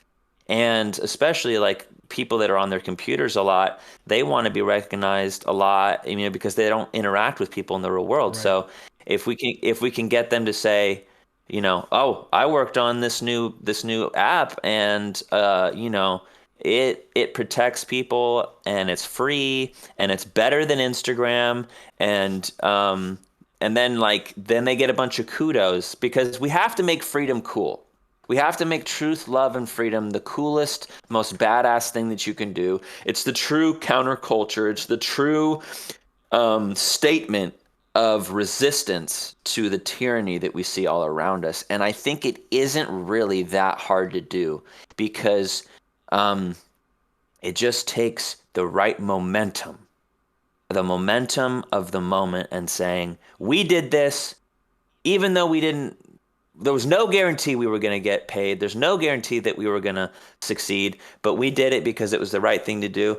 And, it's like you can't fail when you got that mindset. How do you fail when you do something that you love, that is the right thing? Tell me. There's no way. I would say that it is practically impossible not to have your life improve. It is practically impossible not to have your prosperity go up, because you're aligning your will with creation's will, and that's when the universe comes to our assistance. So, Daniel, I think you brought up some fantastic points about that's exactly how the mindset of developers have to change. And then what are they? The only thing that they're going to see, they'll lose nothing in the process, and the only thing that they're going to see is improvement in their lives and respect from their colleagues and other people who use their software or know about it in their entire community. and so it's a win-win. It's a no-lose situation. It's a win-win situation for everyone involved, and all that takes is a change of mindset. That's it. Absolutely. Because you could tell these people are talented. They have the ability. They just have to go a little bit beyond themselves and get out of that ego-based mindset. That's all. So Daniel, thank you. Phenomenal points that you brought up as well. I really appreciate the call. Yeah, thank you so much for having me again, Mark. You take care. You got it, my friend. Great calls so far. All right. Okay. Let's go to Glenn. Glenn, you are live on What on Earth is Happening. Glenn is a developer. He is a member of the One Great Work Network. This is Glenn Tram from One Great Work Network. And Glenn is actually helping me with a open source project that he's developing and leading the team on. So, Glenn, what do you have for us today? Hi, Mark. Can you hear me? Yes, I can. Hi. Yeah, I just wanted to add some. This is great stuff, by the way. I love to hear from other developers as well what their thoughts about the open source community. Yes. I myself, I never really participated in open source before. I was more with proprietary software. I was more busy with proprietary software. I'm going to give you some thoughts about that. Sure. The idea is that when I started very young programming, is most of us programmers start at a very young age. Yes. And you start a little bit with playing around with software and see how things works and etc. etc. So that's kind of like the way I started as well. But there is one thing that I wanted to add into this whole discussion as well, is that I think one of the problem is purpose. I mean, most of people in general don't have a clue what their purpose is. I think that is something that we need to ask ourselves as well, because I think, and this is my take on this is my personal view, yeah, we have a general purpose of freedom, but I believe as well that everybody has also a personal thing they love to do. And that sometimes as well is missing. People don't know precisely what they want to do and how they and let alone how they're going to contribute to the world in general. So it's a lack of initial direction in their lives, in their mindset as to what they actually want to accomplish. Yes. No, they're not goal-oriented, purpose-oriented. Precisely. Right. Yeah, so that was one of my first stumbling block that I encountered in my personal experience. So, and I don't know who it was. I think it was Dennis that also, talked about this. He said that, if you look around in the open source community, you won't see good code. So most of the time, if you want to be part of a open source community, at least what you want to get from it is to learn how to program good code. To program better than you are already doing. Right. So, and then if you go around and looking for projects and you see crappy code, you say, I'm not going to learn anything here. Right. So this is also one of the things that you're not. So most of the time when I get into involved into projects, it's all projects that they will pay me, and then you will have one senior programmer who will really do very well his job, and then you will learn from that. So you will, and most of the job, and I'm going to be very, very honest with you, most of the job I don't even like. Most of the projects that they pay me to do before I didn't even like, but they pay very good money. This is the state of mind of most of the programmers. They pay you good money for it, and so you'll take part in a project that you're not even interested in because you just want the paycheck. Precisely. This is basically the whole.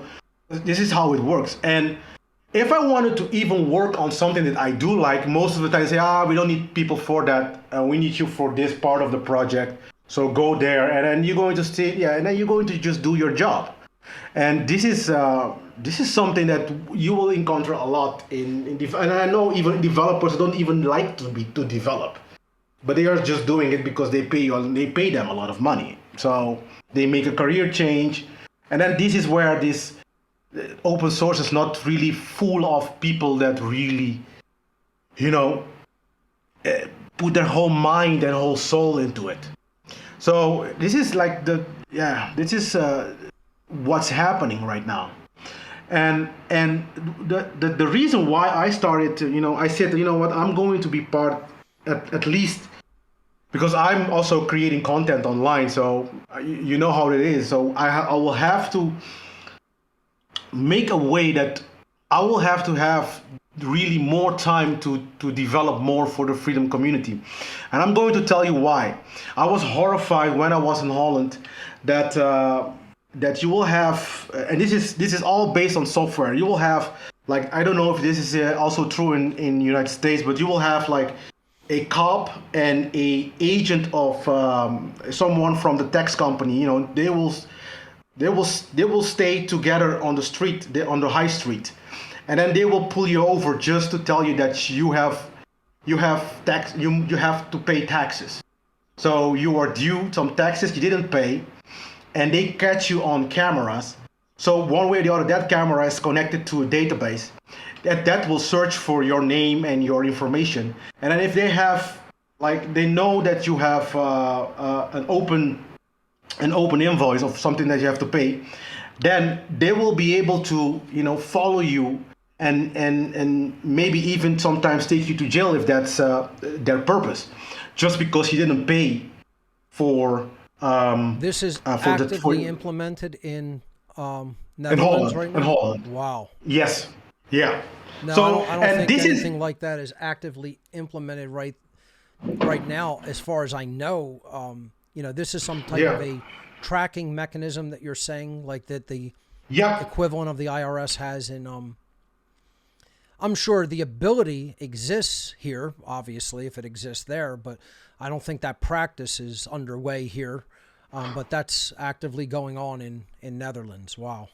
Yeah. So that's just for your audience as well to understand that this is the problem that this is how low we have become in our way of freedom. I mean, it's crazy, Mark. This is the reason why I say, okay, even though I have a lot to do in terms of creating content as well, freedom content for others, I will have to get involved in this part, because I was really thinking about how can we create, tell people how to find their purpose. Maybe that's something that we will have to look into as well. So, help people find their own purpose in life. The only thing that I come up so far is, just think about the thing that you love to do the most. That's maybe your purpose. I don't know. So that's for me. I think that is crucial, because if they don't see any attachment to that, and if they don't see like, okay, if I built this thing, it will help me, be free, or help me do this job more efficiently, they will never be really involved in it with their hearts. Right. And so they have to really understand why they are doing what they are doing. Maybe appeal to this left brain, Yes. even, because what you're talking about is the right brain big picture. You got to get the big picture before you put the small details into place. You got to build the foundation of the building before you build a little corner of the 9th floor. So I agree. The foundation is purpose, and if the project isn't purpose driven, it's not going to succeed long term. And that's what we're rooting for software developers to do. Create something that is purpose driven, that is going to improve the quality of human beings and their lives, and then put your all into that, and make it a purpose driven endeavor in your own life. Then, like I said, you're going to see things improve. By doing that and turning your will over to that larger will, you're going to see improvements, massive improvements in your own life when you do something like that. And I think developers have to understand that that's how these karmic spiritual laws actually work in our world. Let me ask you this, Glenn, because you've worked in software development. Would you say that developers are largely atheistic, non-spiritual, spiritual people, or do they have some type of spirituality in their lives overall?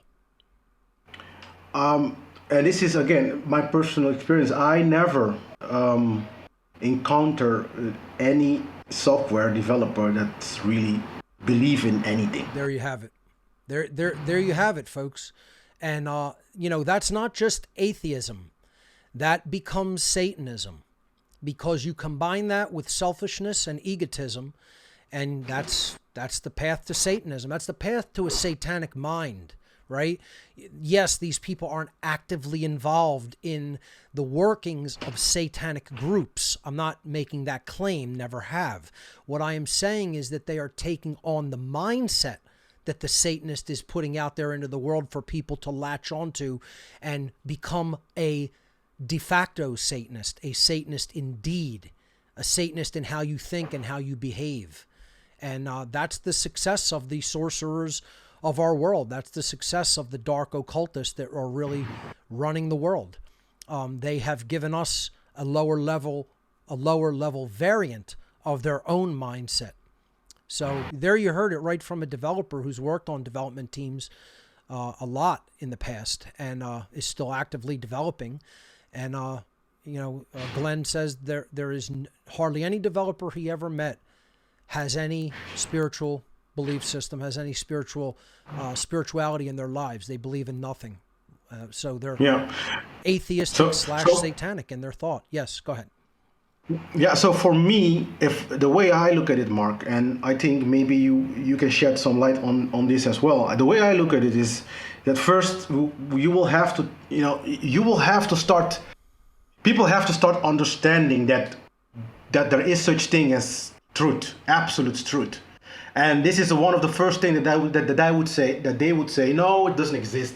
That truth is relative, and I have my truth and you have your truth. Podcast number 1, solipsism. There's no truth. It's all a matter of opinion and perception. Precisely. Yeah.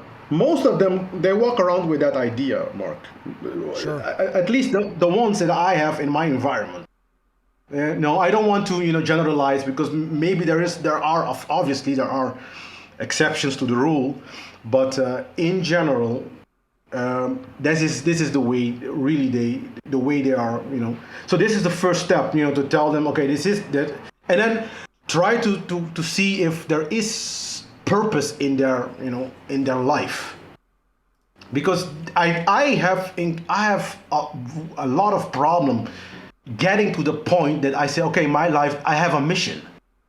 And obviously you see me here, I'm of course part of your group as well. So this is at last my the point that I have to come to understand that this is my mission. Right. So, and then now when you have your mission, when you say, okay, I'm going to dedicate my life for this particular thing, then we just focus. You try to say, okay, you know what, it's going to be your life. Right. So I think that is like the first step. First, I have to understand. They have to be awakened, Mark. Sorry. I mean, there is no other way. Of course. They have to be awakened. And that's there really is no other what way. This whole, presentation discussion over the last couple of weeks is about. We have to reach these people's minds. As much as we need to reach anybody else's minds, these people are going to help us reach other people's minds if they do their job really well. If they wake up and they wake up to a higher purpose, and they do that job to a very high level, it's going to make content creators' jobs that much easier, and then we'll be able to help wake up even more people. Glenn, one of the things I want to say is I'm just very glad that you woke up, my friend. I'm glad that you found that purpose in your life, and I'm glad that you came on board with One Great Work Network and are doing the great job that you're doing there. So thank you so much, and thanks for your take and your insights on the call here today. I really appreciate it. Yeah, no worry, Mark. You're welcome. Great talking. And yes. Mark, can I say something more? Sure. I would love for people to contact you. Developers that they really want to be part of something greater, be part of building good software for the freedom community, I would really want them to contact you so we can put them as well in the team. So Great. we talk about the organization of the teams, and I this way I'm trying to get others as well involved in at least programming. If you're not involved in spreading of the word itself, at least be involved in building the software that we need so we can spread the word of truth.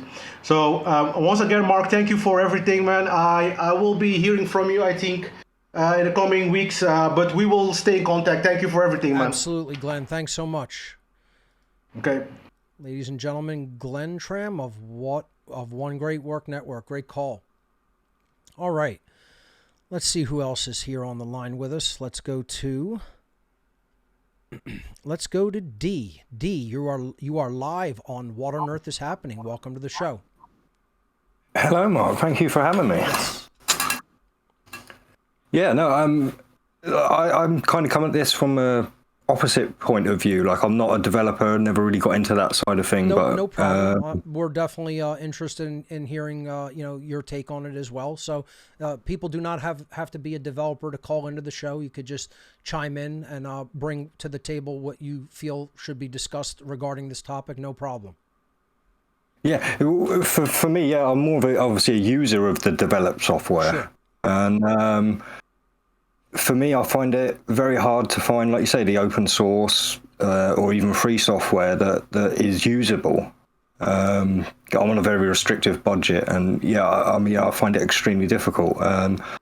So I thought I would come on and hopefully, if you don't mind me mentioning a few of the programs I used. And that's fine. If you want to actually, like, on the air, ask my take on what is best software in class for a particular project or a particular function, I would definitely give you my informed opinion if I have used software like that, for sure.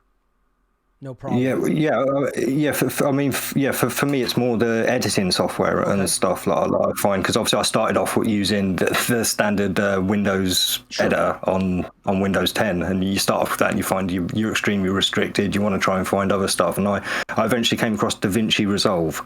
It's excellent. I would say that Adobe Premiere Pro would also be another good option on Windows. Obviously, it's not free, but I think that's a very good video editor. My personal favorite editor for myself, I like Final Cut Pro. If I'm going to edit, I generally edit using a Mac, to do video editing, and I use Final Cut Pro. My recently released documentary, which I really should start promoting more again to get more people watching, Mark Passio and the Science of Natural Law, which is available for free online now. But that was edited using Final Cut Pro. Some of the early development of that was, editing work was done with DaVinci Resolve, but we moved over to Final Cut Pro to complete that project. So I think DaVinci Resolve is definitely a good video editor. I think there's a little bit of a learning curve on it, for sure, but it does the job. You might want to look into Adobe Premiere, which would carry a subscription cost with it. I'm not exactly sure what that cost is, but it's probably like something like $15 or $20 a month, because you don't own that outright. You just pay monthly for a subscription. Might even be less than that. I'm not really sure. But Premiere Pro on Windows is a good option. And if you did want to edit on a Mac OS platform, then I would say that probably one of your best bets for efficient video editing is Final Cut Pro 10. Those are my takes on modern video nonlinear editing systems. Yeah, no, that's awesome. Like I say, I'm glad I found a winner then with DaVinci Resolve, because there is a paid-for version of DaVinci Resolve, but I've never had to use it. The free version on stuff Windows is more than enough. On Windows, the freeware version of Resolve is probably going to be as high-end and efficient and stable of an editor as you're going to get on the Windows platform, in my opinion. Yeah, and there's plenty of tutorials and stuff on YouTube as well. So there are like lots of things you can do that you don't even realize you can do. See, this is the thing I've found with development software and stuff that I actually use is I don't even know, I underestimate what it can do.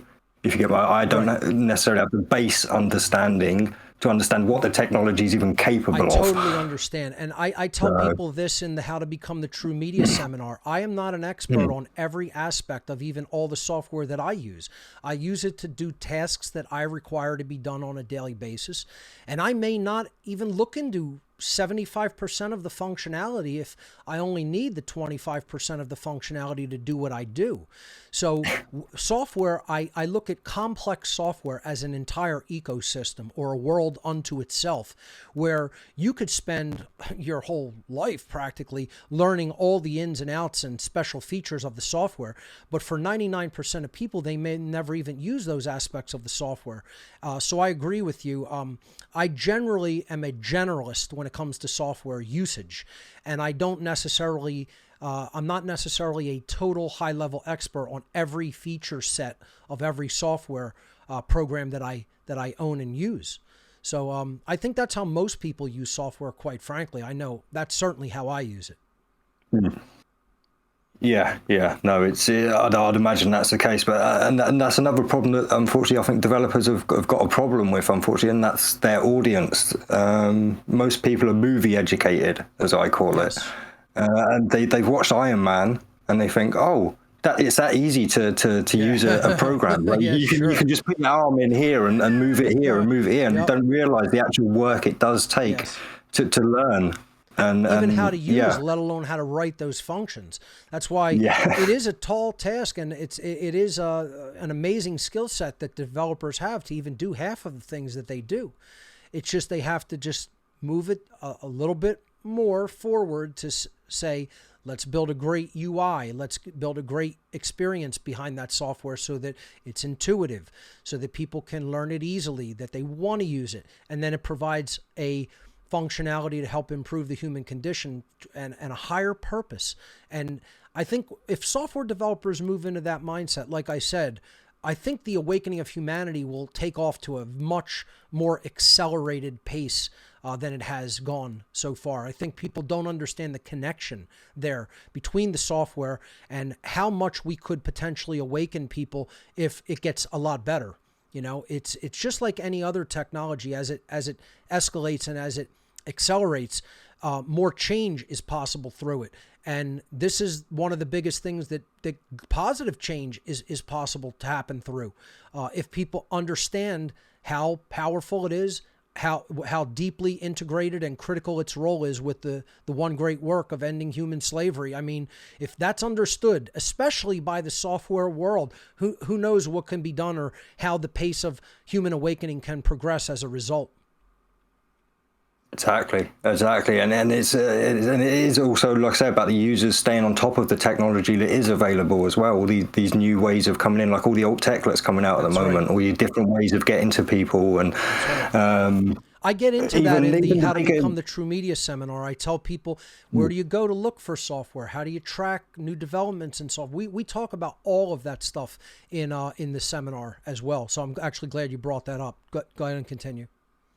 Yeah, no, that's excellent. I was going to say, but even with the more mainstream things like with YouTube and stuff, I mean, they do bring out new resources, and I know they're not great, but they can be good for broadening your reach, basically, like shorts and stuff. I mean, you can't get a lot of information into a short, but you can get somebody's attention that could send them to your content that has greater information and things like that. And like I say, not everyone can be like, if you know what I mean. We can't always be as succinct and well spoken, and so sometimes it can be fun maybe to play up with voice mods and have a bit of fun as well with things.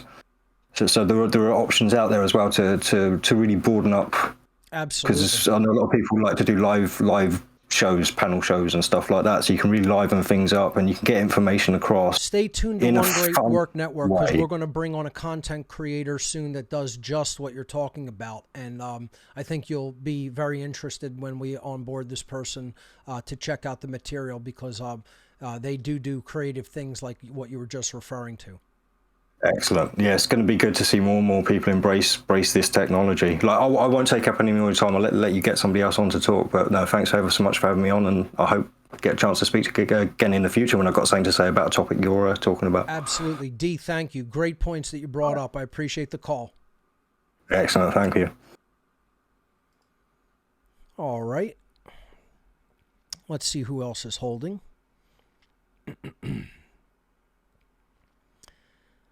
Let's see. Let's go to Nikolai. Nikolai, you are live on What on Earth is Happening. Welcome to the show. Nikolai is actually a developer who is working with Glenn Tram and is going to be helping with the development of some of the software projects that Glenn is working on, and I am helping to consult for. So, Nikolai, thank you for calling in, and what do you have for us? Yeah, thanks for letting me on. And I want to shout out Glenn. Thanks for having the initiative to, organize a group. So, yeah, I was thinking of something like literally as I was listening to the show, and you brought up a lot of dynamics as to why the open source software isn't that good generally. Yes. And I think a big part of it is the team isn't there. Like, Apple doesn't just have developers, they have like UX engineers. They have like a huge team of people doing it's project the organization. other important stuff. Project organization, right. So important. Absolutely. And I think that's the key. Well, it could be the key, actually. You know what I mean? Because you don't see open source people kind of like working in these big teams where they get over their egos. Because most people will get over their egos when it comes to money. Right. But like, there's not this like higher vision that leads people, that people realize they have to get over their egos for. Right. And that's one thing. And then another thing is like, I don't even know that many UX or UI people are into developing open source stuff. So it ends up just being the people like in their, basements writing code. And then the software doesn't have that much exposure. Yep. They don't have like the feedback. They don't even necessarily have the social skills to, absolutely, get the feedback. So I think that could be. I think it's a huge part of the problem with the open source community. I think you've got your finger right on the pulse of it, of the nature of the problem. This is one of the things that the false community has to look at and has to realize there's more to development than just writing some core functionality or small pieces of code that could be inserted into other projects like libraries or little enhancements. For a large project, you need good organization and project planning. You need people who are specifically there to look at the UI and UX of the app that you're building. And again, like you said, you need teamwork among the members of the development team, and that largely involves getting the ego out of the way and saying we're all here for the same purpose, and we're all here to contribute what we can contribute. And I think, because these things are not being done in the open source community, that is why you're seeing a lot of projects come out with poor quality, and then the project languishes and is eventually abandoned. I think you're totally on point. Continue. Right. And another thing that came to mind as well is it could be that a lot of the people developing the software are doing it as kind of like a portfolio thing, and then once they get the job they want, they just kind of abandon That's it. Right. So it could be a bunch of different stuff. Yep. But what we want to do is find a solution for it, right? And like, we're working on it slowly but surely. Glenn, Marco, and I make up the developer team, but if more people want to join, that would be great. And there was one thing I wanted to. I've actually took a little course on. It was like some free course. I just wanted to dip my feet in the waters a little bit to learn a little bit UX myself. So I think that I was kind of motivated by what you were saying. I'm very curious to hear about this and the result. Like, what, how was the experience in that course, and like, what did you take away from it? Because I think if more developers did this, that they would hone their development skills. Again, this may not help as much with core functionality, but when it comes to the overall experience that the user is going to be provided with when the developer writes the user interface for the app, I think that's going to go light years, take the project light years beyond where it would have been without that type of education. So what was your overall result with taking a course like that? I mean, it was literally, it was like a 6-hour thing I took yesterday and I finished it all. Mm-hmm. It's this free course I just found that was like kind of quality, and you don't want to get more serious into it. But I do think, it's all psychology really. And it's like, you have to like step outside of yourself and realize it's not like I can write some code, mm-hmm. but I don't know, like if I have no feedback, then how will I know whether the other person will like it? Because they're not really going to care about the fact that I wrote the code. It's like, does it provide a function for them? Or even how it's structured or how efficiently it's structured. All they're going to see is what's the result on my screen when I hit this button, when I try to do this function, when I import this piece of data and then I try to do a transform upon that data in whatever way that's going to help me get my work done. That's all they're going to see. They're going to see the result. They don't really care about what goes on the hood with the code. You could be an inefficient coder. You could be a very efficient coder. The user interface and the user experience is going to be largely disconnected from that level of efficiency with the code. Now, obviously, if it becomes so inefficient it just doesn't work, then there's a problem. But you could have even tightly efficient core code, and you did your job, everything perfectly in that regard. But if you don't have a good UI UX, the user's not going to like say, "Wow, they wrote that engine so efficiently; it's perfect in its job." If I can't even get to the point where I can even use that function well because the UI gets in my way or is unintuitive, and I don't even understand how that function works or how to get to it. So what was your takeaway from the course? It's a lot of psychology, and I agree. That's what it is. It's how do you make the person feel comfortable using the software? How do you make it so that it's intuitively organized? Did it get into a lot of that stuff? Well, I think, they had this it was like a UX development cycle, mm-hmm. and there was first you do like research and analysis where you find you try to understand what the problem is, and you try to, that's the first step. Then you look for like the alternative designs. I think like that's kind of like you try to find what currently solves that problem, and then how you can make it better. Then you do prototyping, and then you do evaluation after that.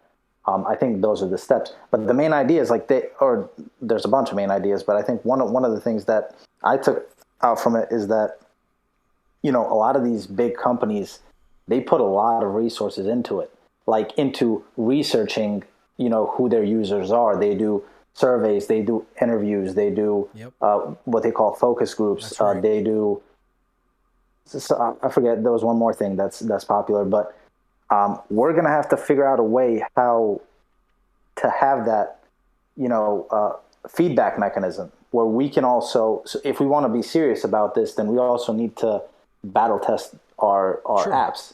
And we need to have that as well, and our designs and everything. I think there's fairly efficient ways of doing that as well, even with a lot of the open source community software that already exists. I mean, there's forum software that's already open source that could be pretty easily installed on web servers and opened up to the public, and have them make accounts and contribute ideas just to, take surveys and things like that. So I think we could already leverage existing projects for that. Obviously, proprietary software companies do it in a little bit more of a focused way, as you said. But there are already ways of beginning doing things like that with existing free and open source software projects, I would say. Right. And we need people that are kind of into the idea and want to, have the heart behind it. And help to analyze that data as well and make sense of it all, so that you could bring those ideas to the development team and say, hey, this is what people are looking for. These are the improvements. It's all part of listening to what people are struggling with, that there is a problem out there that you could provide a solution to as a developer. Right. Yeah, I mean, that's pretty much it. Those are thoughts I had in my head. Well, Nikolai, just thank wanted you. to share them. Absolutely. I'm glad that you took a course like that. I'm glad to see you taking that type of initiative and understanding how important those elements of development projects are. I wish more developers would go down that path and realize that. So I think it's great that you're studying into that, and it's awesome that you're already putting that into practice. I just want to add one more thing. Sure. I just remembered. I feel like you'd appreciate this, and maybe people listening. So I took the class. Well, I forget now. My mind is blanking. The class, the How to Become the True Media. Yes. And obviously some of the stuff like the coding I already know how to do. Sure. So that for me wasn't anything new. But I did take a lot of like things out of it. I definitely look more at the software that I use now to try to figure out all the features that it has. Yes. Like I go through the settings. I organized my, my laptop that I use. The desktop is the file not system. cluttered at all. It's empty. Yeah, the whole file system. Yeah. And then I also learned about those. I didn't get into. I love hearing this. I'm fighting back a smile because this is what the class is largely about. I love hearing that people take those skill sets that will not just even apply to software and technology, it'll apply to life skills as well. Have you become more organized and efficient as a result of all of that? Yeah, I would say so, yeah. I mean, awesome. I just gave you two things, and I could probably list more, if I thought about it a little bit more. But yeah, definitely. Well, I'm glad you took the course and took that away from it. Like I said, it goes even a little bit beyond technology. Technology is obviously the core of it, but there are organizational lessons, there are efficiency lessons, there's overarching life lessons taught in this seminar as well.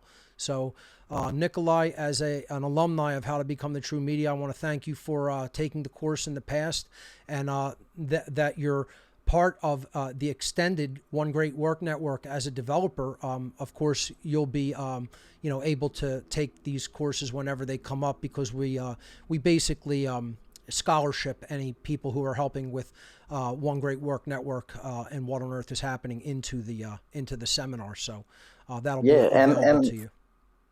And I'm getting my content out too. I have this article out, but I'm working on that slowly but surely as well. So I intend on being a content creator as well. Awesome. So, and then when you're ready I'm with working that, on just that as well. let me know, and we'll onboard you. Sounds good, man. I appreciate you and what you do, man. Fantastic.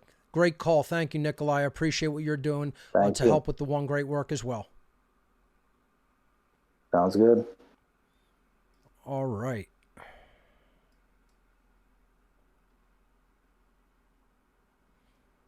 I was trying to mute you, Nikolai, and I accidentally hit the wrong menu item, so I apologize for that. I'll undo that after the show. So if you want to try to just reconnect, I'm sorry. But I know I was, there we go. No problem. Sorry about that. I was meaning to just server mute you, and I think I might have disconnected you accidentally. I apologize if that's what happened.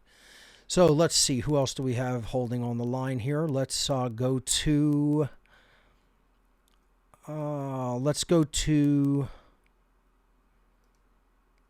Skip. Skip, you are live on What on Earth is Happening. Welcome to the show. I'm actually trying to get my headphones charged up and ready, and I might need a few minutes. Well, Maybe you're I could go sounding okay. If it causes a problem, I'll let you know. But you're all right for now. If you want to just go ahead, I don't hear any echo or feedback. So let's give it a shot. If it doesn't work out, then you could get those ready. But I think it's fine for now. So awesome. What do you have for us? I really appreciate the series. I watched, I believe, the most previous episode, and you were discussing something similar in the Satanic mindset. Mm-hmm. And I have met so many nihilists in this industry. Yep. I've been doing this for 8 years. In the last 2 years, I just quit. Now, when you say doing this, you are a software developer. I would call myself a web developer because I learned it's so interesting because you speak about multimedia concerns and getting ourselves prepared to be proper communicators in this high technological world and how we do it. And how we're going to improve it. Right. And that's like what I studied in community college. I didn't go to like a 4-year or anything. And I'm self-taught. So most of my experience has been taking a lot of criticism and realizing that I'm not as good as I think I am. I didn't enter the industry immediately. I took like 3 years of time, just like trying to find as many solutions to how to basically end up in this industry, because I thought it was fun. You know, it's like this enjoyable process in which if you're willing to take the criticism and realize that your work from a month ago or 2 months ago is not as good, a year ago, it's definitely not as good. And you're always making improvements, and there's always more improvements to make, of course. Yeah, so it's been a wild ride, but the further I've gone in my career, the more I realize exactly what I think most of your callers are referencing, especially your software developer callers, is that we're missing this like lack of purpose. We're definitely just like, it seems to be like these shill robots, kind of. I don't know how to describe it, but they basically just take orders and they don't think twice about it, and they just see somebody breathing down their neck or the money. Right. And then all of a sudden the code just doesn't work. And it's very humiliating to go to interviews and realize that the people on the other side know that their solution is not very good. It could be very complex. Could be a lot of reasons for that. You know, we can go on for a long time, but basically sitting in that hot seat, not realizing what they've done, has been some of the scariest things in my life, because I don't know what I'm getting myself into. So sometimes, and you know better, you know, as a developer, you know what the principles are, you know, and what could be and what done the practice differently. Right. Now, yeah, I like a call like I'm this. I'm tearing my ass up all the time. Right. I Sorry, like go a ahead. call like this because you're bringing up the dark aspects of this and where people fail, and realizing it doesn't have to be like that. It's only like that because they're not shifting that mindset, and they're staying in that depressed, nihilistic, you know, what I call satanic mindset. And it only takes a change in thinking. It only takes a change in perception to overcome something like that and make a decision that you're going to go out, strike out on your own and do something purpose driven, even if you take a hit in the short term, I should say. Because this is what holds people in that fear-based mentality that I'm not going to change. I'm just going to keep rolling with what's happening now, even if it's kind of insulting to me. It's insulting to me at a soul level. It's insulting to my overall abilities, my potential, you know, my actual talent, capabilities. And developers don't have to stay there. I feel like what you're saying is absolutely, again, the callers today have all had their thumb on the pulse here, right on with what is really going on in the software development world. And I'm sure if we extended this and did more calls from developers, they're going to say that they've seen the same thing from the inside world of this business, of this whole industry, that it's simply about people sitting in that chair with talent. And, you know, you called them a shill, you know, which it's a harsh term, but it's very accurate. They're shilling themselves for the money that they get in return for projects that they don't have any interest in. And they could be writing anything. They could be writing things that are ultimately long-term harmful instead of helpful and transformative of the human condition for the better. They could be writing things that are totally frivolous and have no bearing on anything. And many game developers do that. And I'm not saying destroy the whole world of gaming. I know people have accused me of that from last week, and, you know, saying, oh, you know, without games, there's no, people rely on that for entertainment and unwinding. I get it. I sit down and throw on a video game from time to time, very, you know, occasionally when I am stressed and I want to unwind, you know, and I'll do that a few times during the year. But it's like, you know, to just make that your main goal in life is what I'm talking about. I'm not saying never play a game. I get it. You know, I go to the local pub. They have an old school arcade machine. I'll ask for $1 in quarters and go play a couple of games, right? I'm a normal human being. I like to unwind and relax like anybody else does. I don't make as much time for that as I should, but, you know, so we're talking about this within reason and balance here. It's the adage in any true law of attraction based thinking. It's about what you do most of the time. A person to maintain health can never have a piece of that decadent chocolate cake, right? Yes, you can do that, but it's what you do most of the time that's going to make your body perform the way it's going to perform and your overall health and nutrition status be where it's at, So I'll eat some vegan ice cream that's, obviously too sweet or loaded with sugar from time to time. But, it's like you can't do that all the time every day. It's a treat occasionally. It's the same thing when it comes to how developers will write things that are escapism or distraction, right? I get it. That should be out there, right? It's not like it should not exist at all. I'm saying that this is what developers largely are going to as a bait. It's like the carrot on the string in front of the donkey. They're putting that right for this type of user, because there's all these frivolous users who are going to download this stupid little app that's going to go viral, and it's, just going to be about, social networking, viral nature of it, and everybody's going to download it and you'll get rich. These get rich schemes don't do anything to help improve development. They don't do anything to help improve the human condition. And if developers start to make that change in mindset, that long term, if you write for a purpose, your long-term prosperity will come. And all you have to do is make that leap of faith and then you'll see that it's true. It's not my opinion. That's also an objectively true statement. It will occur. It will happen. And I can give examples of that. You can see that with developers who have done this and have done things for the right purpose. Their businesses will thrive. Their customers will become loyal, and they will want to contribute and support, and they'll buy the new releases. I see this in a lot of different software that's written well. So, just continue with your take on that and anything else that you have.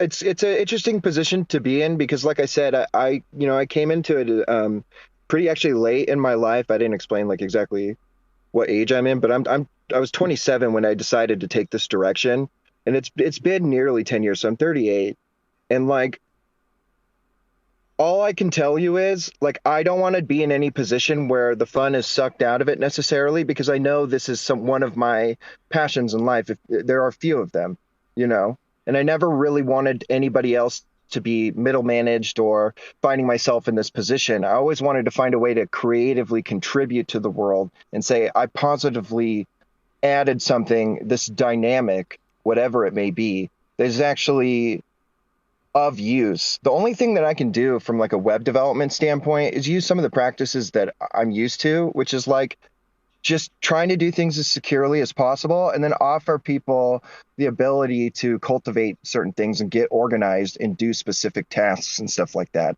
These are like content management systems. This is what I'm like used to doing, like e-commerce. A huge part of like what that. I do for What on Earth is Happening in One Great Work Network, dealing with them all day. This is so important.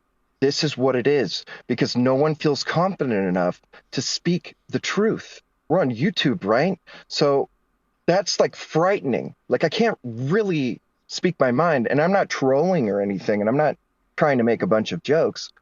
But either way, our ability to remain, like you've been saying, like this natural order, how things should be, we are being contained in the system, and it never had to be that way. Absolutely. No, I'm always in full interested agreement with what you're that saying. path. Yeah.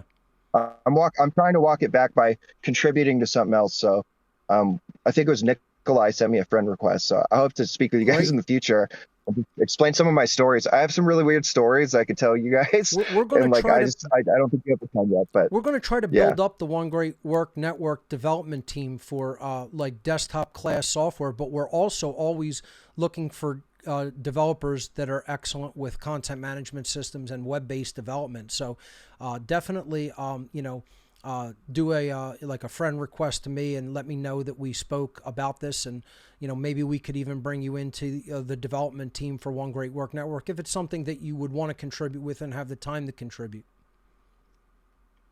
Yeah, I'm working my way towards it. I don't even have dedicated internet, so I've been listening to you talk, and you're like, you have to have dedicated bandwidth. I'm like, I'm not qualified. Like, I'm not there yet. I'm in a very like remote location right now, Understood. but soon. At some point. Yeah, Understood. but thank you for your time, Mike. Absolutely. Great call. Thank you, Skip.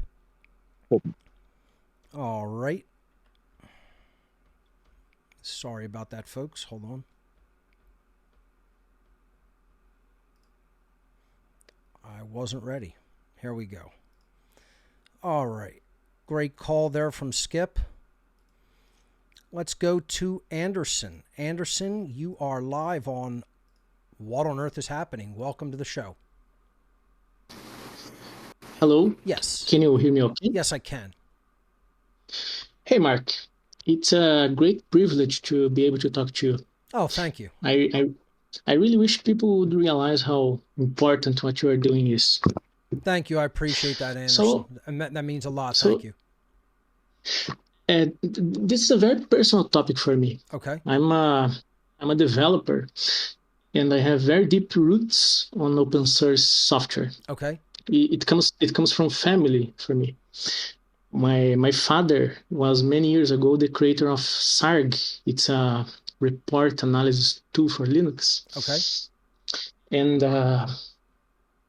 lots of things have been said, and I might be able to add some more. Sure. Can I talk a little about my shadow work? Yeah, sure, absolutely. Your own personal shadow work when it comes to relation to this topic. Yeah, absolutely. Yeah, I was one of those very dense left brain developers you talk about. Worldview poison, thinking that money would bring me freedom. You know, here in Brazil, you can find the image of the Statue of Liberty in our money. Like, isn't this brainwashing? As if money would actually bring freedom. Right. And I also met a lot of programmers in my life. Maybe 70% of them didn't actually enjoy programming.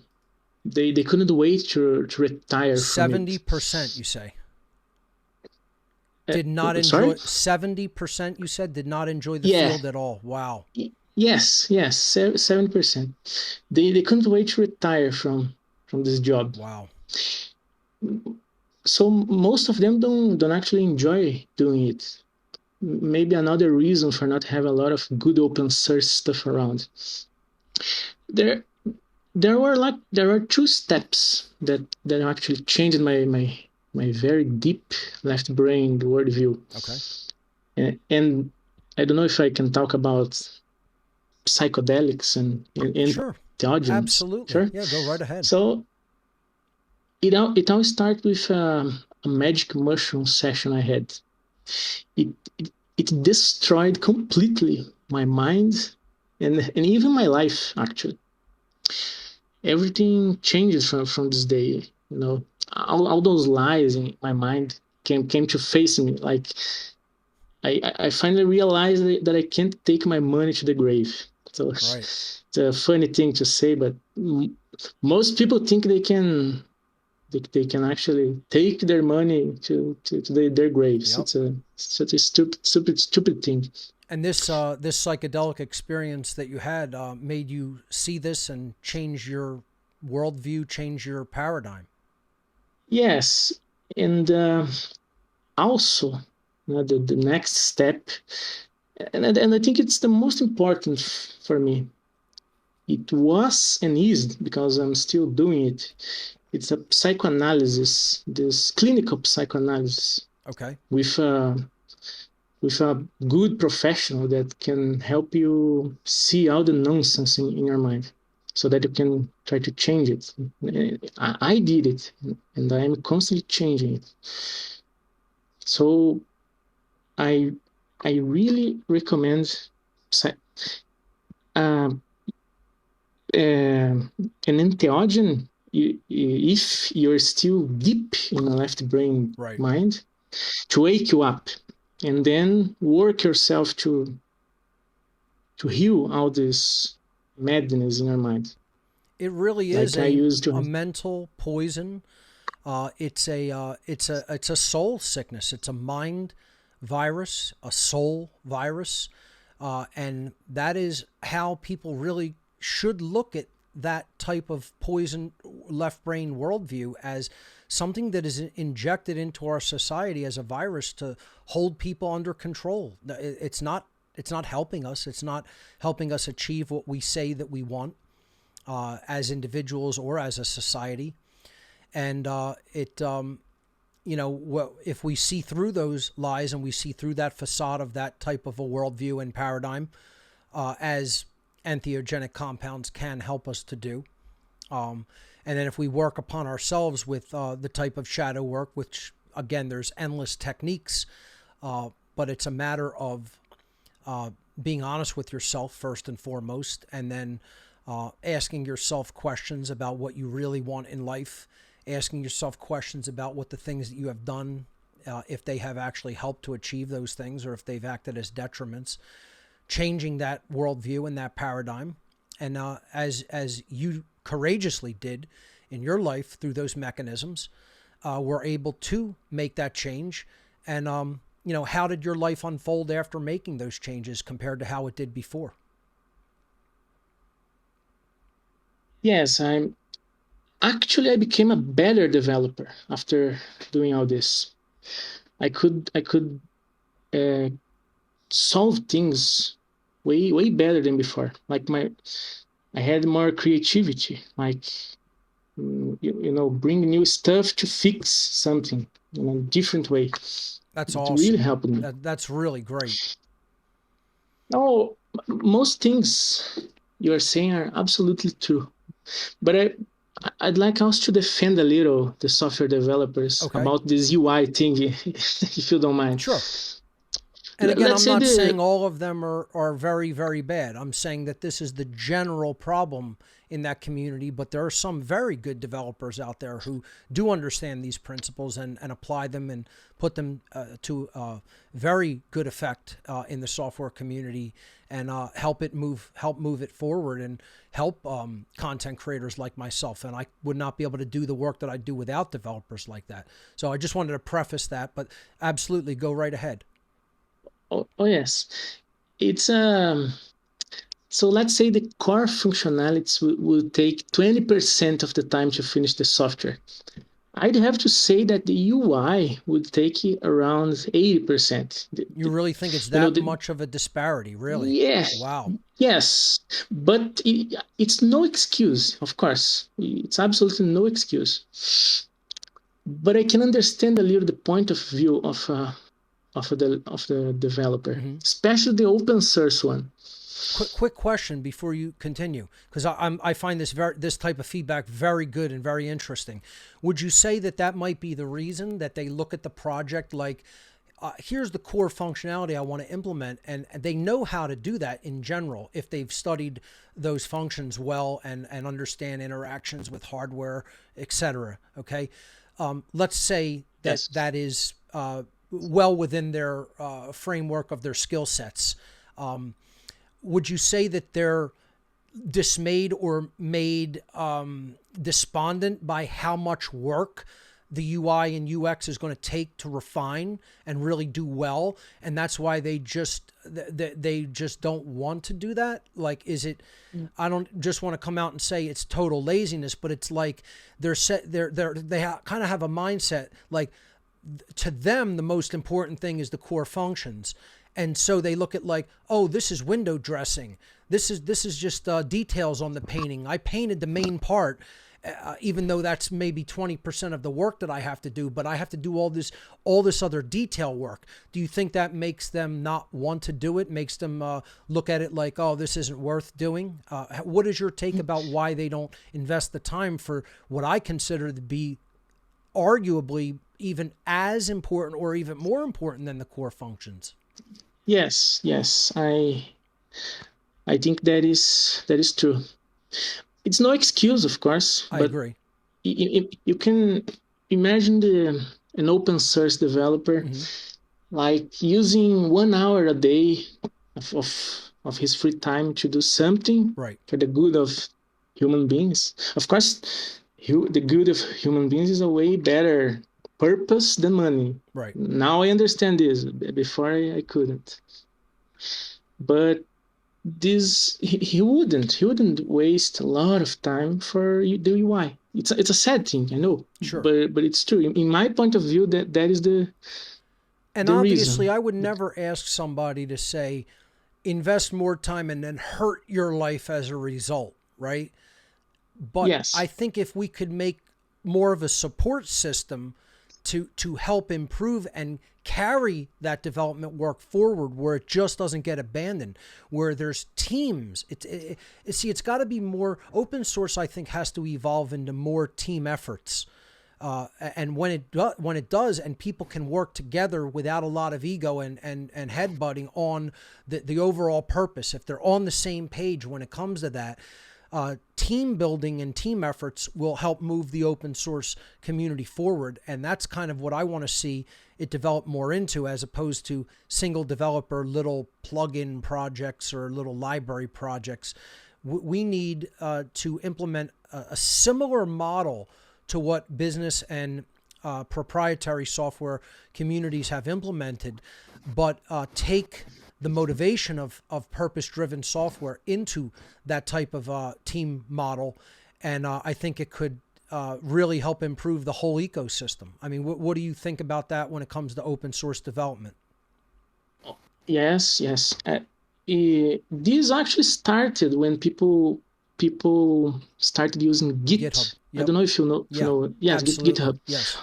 And most open source are actually there, and people help a lot. But it's not enough. You know what I mean? Yes. It's not enough. And maybe some way of incentivizing the programs, the developers to keep working would be a good way. But I don't really know how. I think what about methods of donating to development teams in a way that ensures that the project can be funded, so it doesn't have to just be totally free insofar as the software itself would remain gratis free, but the development efforts would have resources behind them. I think maybe a donation to projects like this have to be better organized. Would you think that would help some more? Yes. But still, their worldview poison needed to be fixed. Absolutely.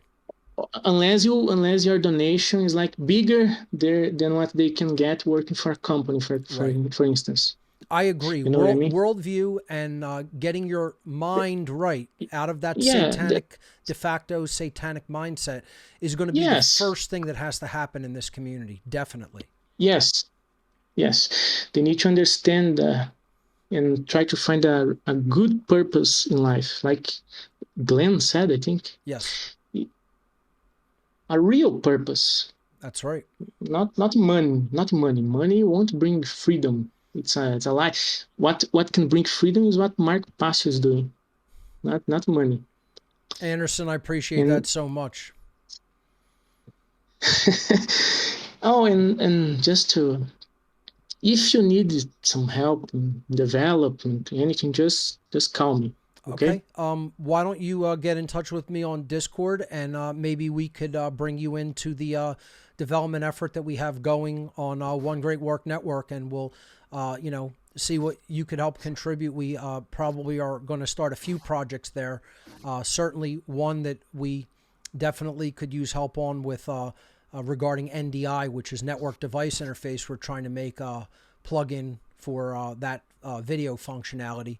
And that's something that we could always use, more development help on. And we have other projects in the works as well down the line. So, contact me on Discord privately. And if you want, we could perhaps onboard some new developers into our development team meetings and talk about what we could eventually work on. Okay.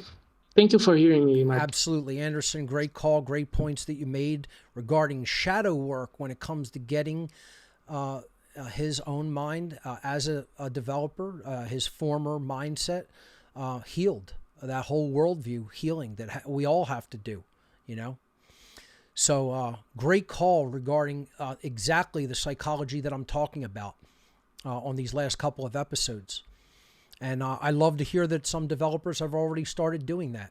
It may be in its early stages, but the more people who even do this type of work start listening to a show like this and others who are talking about the great work and that type of worldview healing and shadow work that we need to do, the faster that mindset's going to be healed in that community, and then they're going to go on to do bigger and better things. So also great to hear. Let's go to Andrew. Andrew, you are live on What on Earth is Happening. Welcome to the show. I've unmuted you from the server end. There you go. There we are. First of all, thank you so much, Mark, for everything that you've done, man. I couldn't be more grateful for having you. Well, I've been listening to the show ever since like episode 41, I think, way back when. So thank you. It's been recent. It's been recently that we've kind of stepped into. You inspired me to get into some content creation. So Andy Brookshire and I do the Grateful Disobedient. Beautiful. We're actually on the One Great Work Network, and we got our own website, thegratefuldisobedient.com. So, well, listen, if you want to be onboarded individually as well, just get in touch with me on Discord. If you're already putting content out with Andrew Brookshire, then just contact me, and I could onboard you onto the network, and you could have your own blog there as well if you want. Well, I'd love to get it out there as many ways as possible. So yeah, I'm planning on taking a course here in the future from you and learning my own skill set. But right now, I'm just more about writing with the pen. Okay. Instead of the coding, I do the pen is my instrument. Got it. And So I think do a lot I keep of original articles, I would guess, correct? Well, it's more like I have this obsession with one specific concept, and that is that wouldn't you agree that as mankind, it should be a birthright for us to have a valid contract with our world?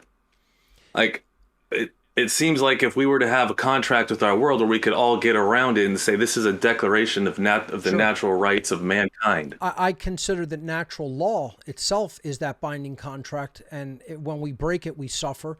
When we align our behavior to that natural contract that's written in the human heart and mind and soul and in nature itself, then we're going to prosper once we learn how to align our behavior to it. So yes, I would agree. And if we were to put something down on paper, though, and get everybody around a consensus about like something similar to a declaration of natural law or objective morality, and that way every member of mankind is able to then say, oh, yes, this is our contract, our valid contract with the world. I think if we were to have something in like 1 page, 2 page, even like a 3-page document that would then all of the developers around the world it's an interesting would be able idea. to say. I'd be interested in seeing if someone could get the concepts of natural law to such a concise, condensed to such a concise degree that it could be expressed like that. I'm not saying it's impossible. I obviously gave to the best of my ability what I consider were the main principles. Obviously, you can go into much finer detail in a 9-hour seminar, and then condense that work down into a less than 1.5 hour, about 1 hour and 8-minute documentary film. I thought that was considerable condensing of the conceptual ideas. To see if it could be done through the written language, to get it down to a few pages would be an interesting project. Not saying it couldn't be done, but to get the very general ideas out, the overarching generalities of what natural law is, I think it could be done. The core axiomatic principles behind all of the complexity that can build on top of that, as long as they stay in consistency with the basic function of the principle to be the basis for everything. Guidance for it. Yes, absolutely. Yeah. And that's the generative thing that I feel it would be so powerful for this entire movement if we could just get something that we can all stand on and say, yes, as mankind, this is our birthright to have this level of clarity and consensus with our world. I think it's an And interesting so idea, and if that is your passion, then absolutely make that the basis of your content creation, without a doubt. and that's what I've done. I got the algorithm down to what I think could be about 4 pages, right? And it's pretty simple. I'd love all the listeners to tear it apart. It's available for download on the website. Tell me where it's wrong. Tell me where we can add to it. So, But I think this is your shared website with Andrew Brookshire? Yeah, thegratefuldisobedient.com. Thegratefuldisobedience.com. I like it. I like that name. Obedient, IENT. The Grateful Disobedient. Okay. All right. Awesome. Yeah. And we have like thousands to the Great Reset. This is the Grateful. Wait, say it again. The Grateful Disobedient. Gratefuldisobedient.com. Okay. Yeah. I'm firmly convinced that gratitude is the fundamental essence and nature of consciousness itself. Now, I totally agree, and a lot of people would think, oh, you're complaining all the time, Mark, about how bad things are. Yes, that's true, but I also do have the attitude of gratitude when it comes to what I have learned and the extent that I have awakened myself and helped to awaken others. I am very grateful regarding what the information that the universe provided unto me that was able to re-inform my entire paradigm and worldview. So I approach, creation in general and life in general with that type of gratitude. Not to say that I still don't want different things to change, but when it comes to my own mindset and understanding of things, I'm always grateful that I'm in that position of being informed and understanding, that level of understanding, whereas I could be one of the many billions of unfortunates who don't have a clue. And, I would never want to be in that position. So I'm always grateful that the things that were revealed unto me were revealed, and I came to that level of knowledge and understanding. Absolutely. I love it. I do the best I can to, every time I think I, as in me or my, in that moment, experience appreciation, gratitude, and thankfulness just for the act of breathing and being able to do this work. Once we really gain that knowledge of who and what we are as gratitude itself and appreciation for all of existence, then we can really see our power to stand on the shoulders of the ancestors in order to actually create and pave the way and create for 7 generations from now. I base my entire life on the 7 generations principle to do it in every possible way and growing. I'm on social media getting the word out there about the podcast a whole bunch. Great. I'm on like my 15th account because they banned the shit out of me for everything that I post. But it's really important that these memes still keep coming out there, and I'm going to keep crushing it out there as much as possible. And my goal is to get it so that everybody has their own. So we start off with a basic declaration of objective morality. And then everybody can build their own complexity based on various cultural conditions around the world, wherever it is people are, but it's all within the confines of objective morality. And if we had a world like that, that would be like, I see it. I think when we have a world like it's an excellent personal project and goal. And, I definitely wish you success in doing that and providing something like that for people to read and get on board with. And like I said, let's bring you on to One Great Work Network as an individual content creator for sure, so you can highlight some of that work.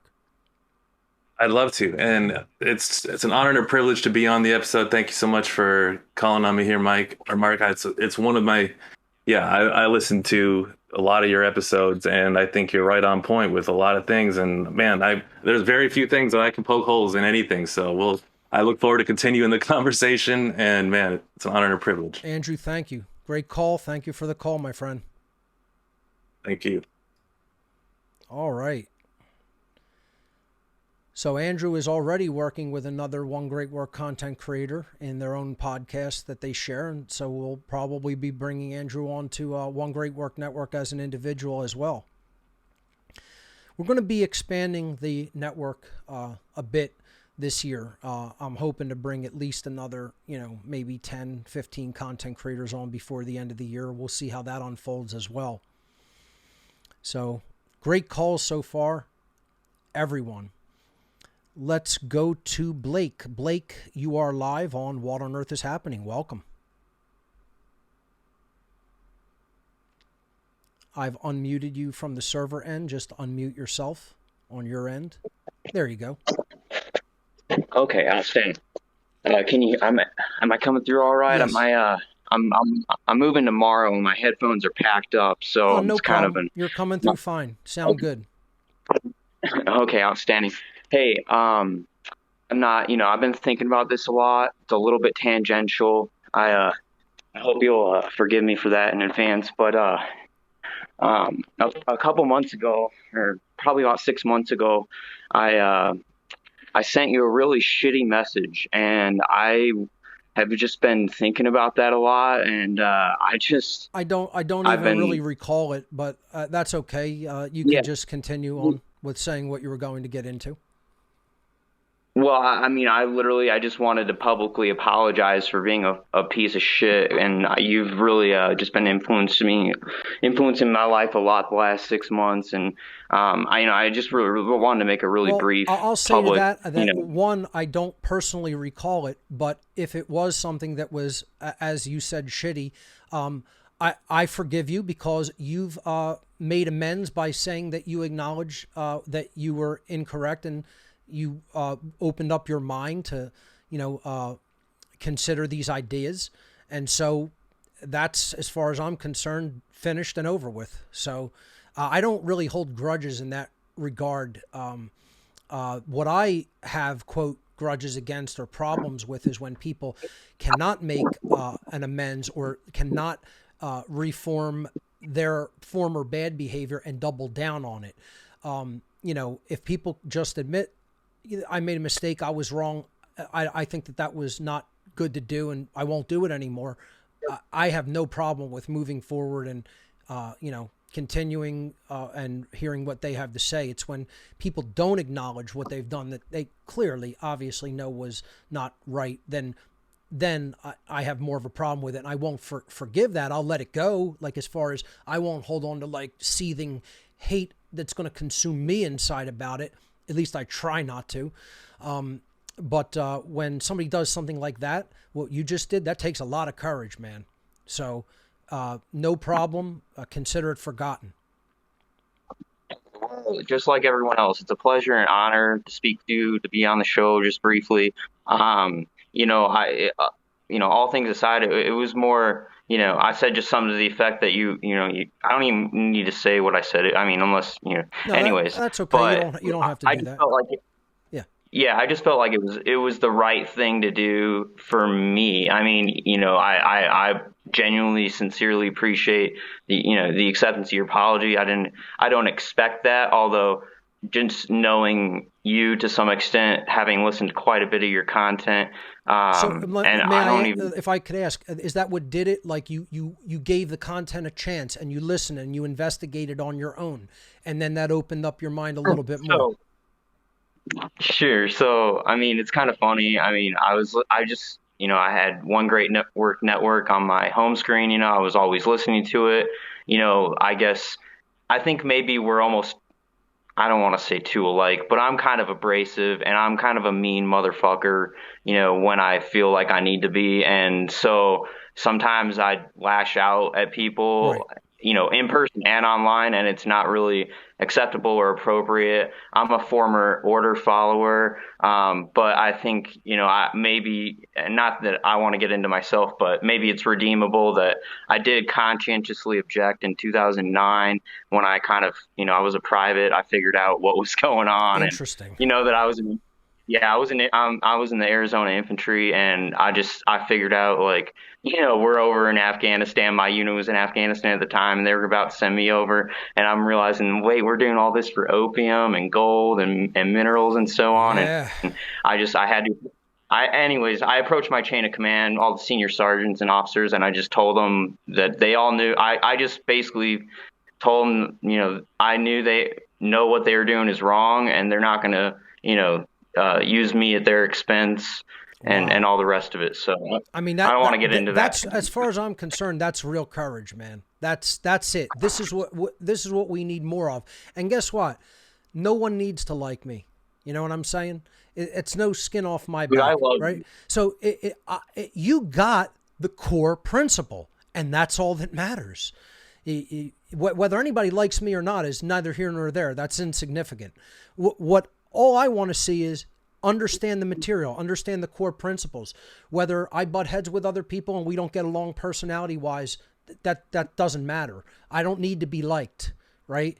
What I do need is for people to understand the principles of what I've been saying. And I'm not the only one, obviously. This has been being taught since the dawn of humanity by probably people, who are wiser as far as living life than I've ever been. But to get the core principles and then to act upon them like you did, where you didn't compromise, your behavior anymore after you learned, after you got the idea of what was happening, you said no. You said the word of power. You said the lost word. And that's that's real courage. That's more courage than anything so-called warriors or soldiers would be doing, or what their masters would have them be doing. That isn't real courage when you're following orders. But what you did was real courage. So we need more people to do that. So, like I said, liking me, considering me abrasive, someone else abrasive, we got to get past all those ego issues and get down to the core principles, which you clearly did, and I commend you for that. And that should be an example of what other order followers need to do. So congratulations. Well, hey, thanks, partner. And I got chills down my spine because honestly, for a long time I was really kind of ashamed of that. But as I matured and just kind of came into my own warriorhood, I realized that's the thing I'm the most proud of, honestly, probably in my whole life.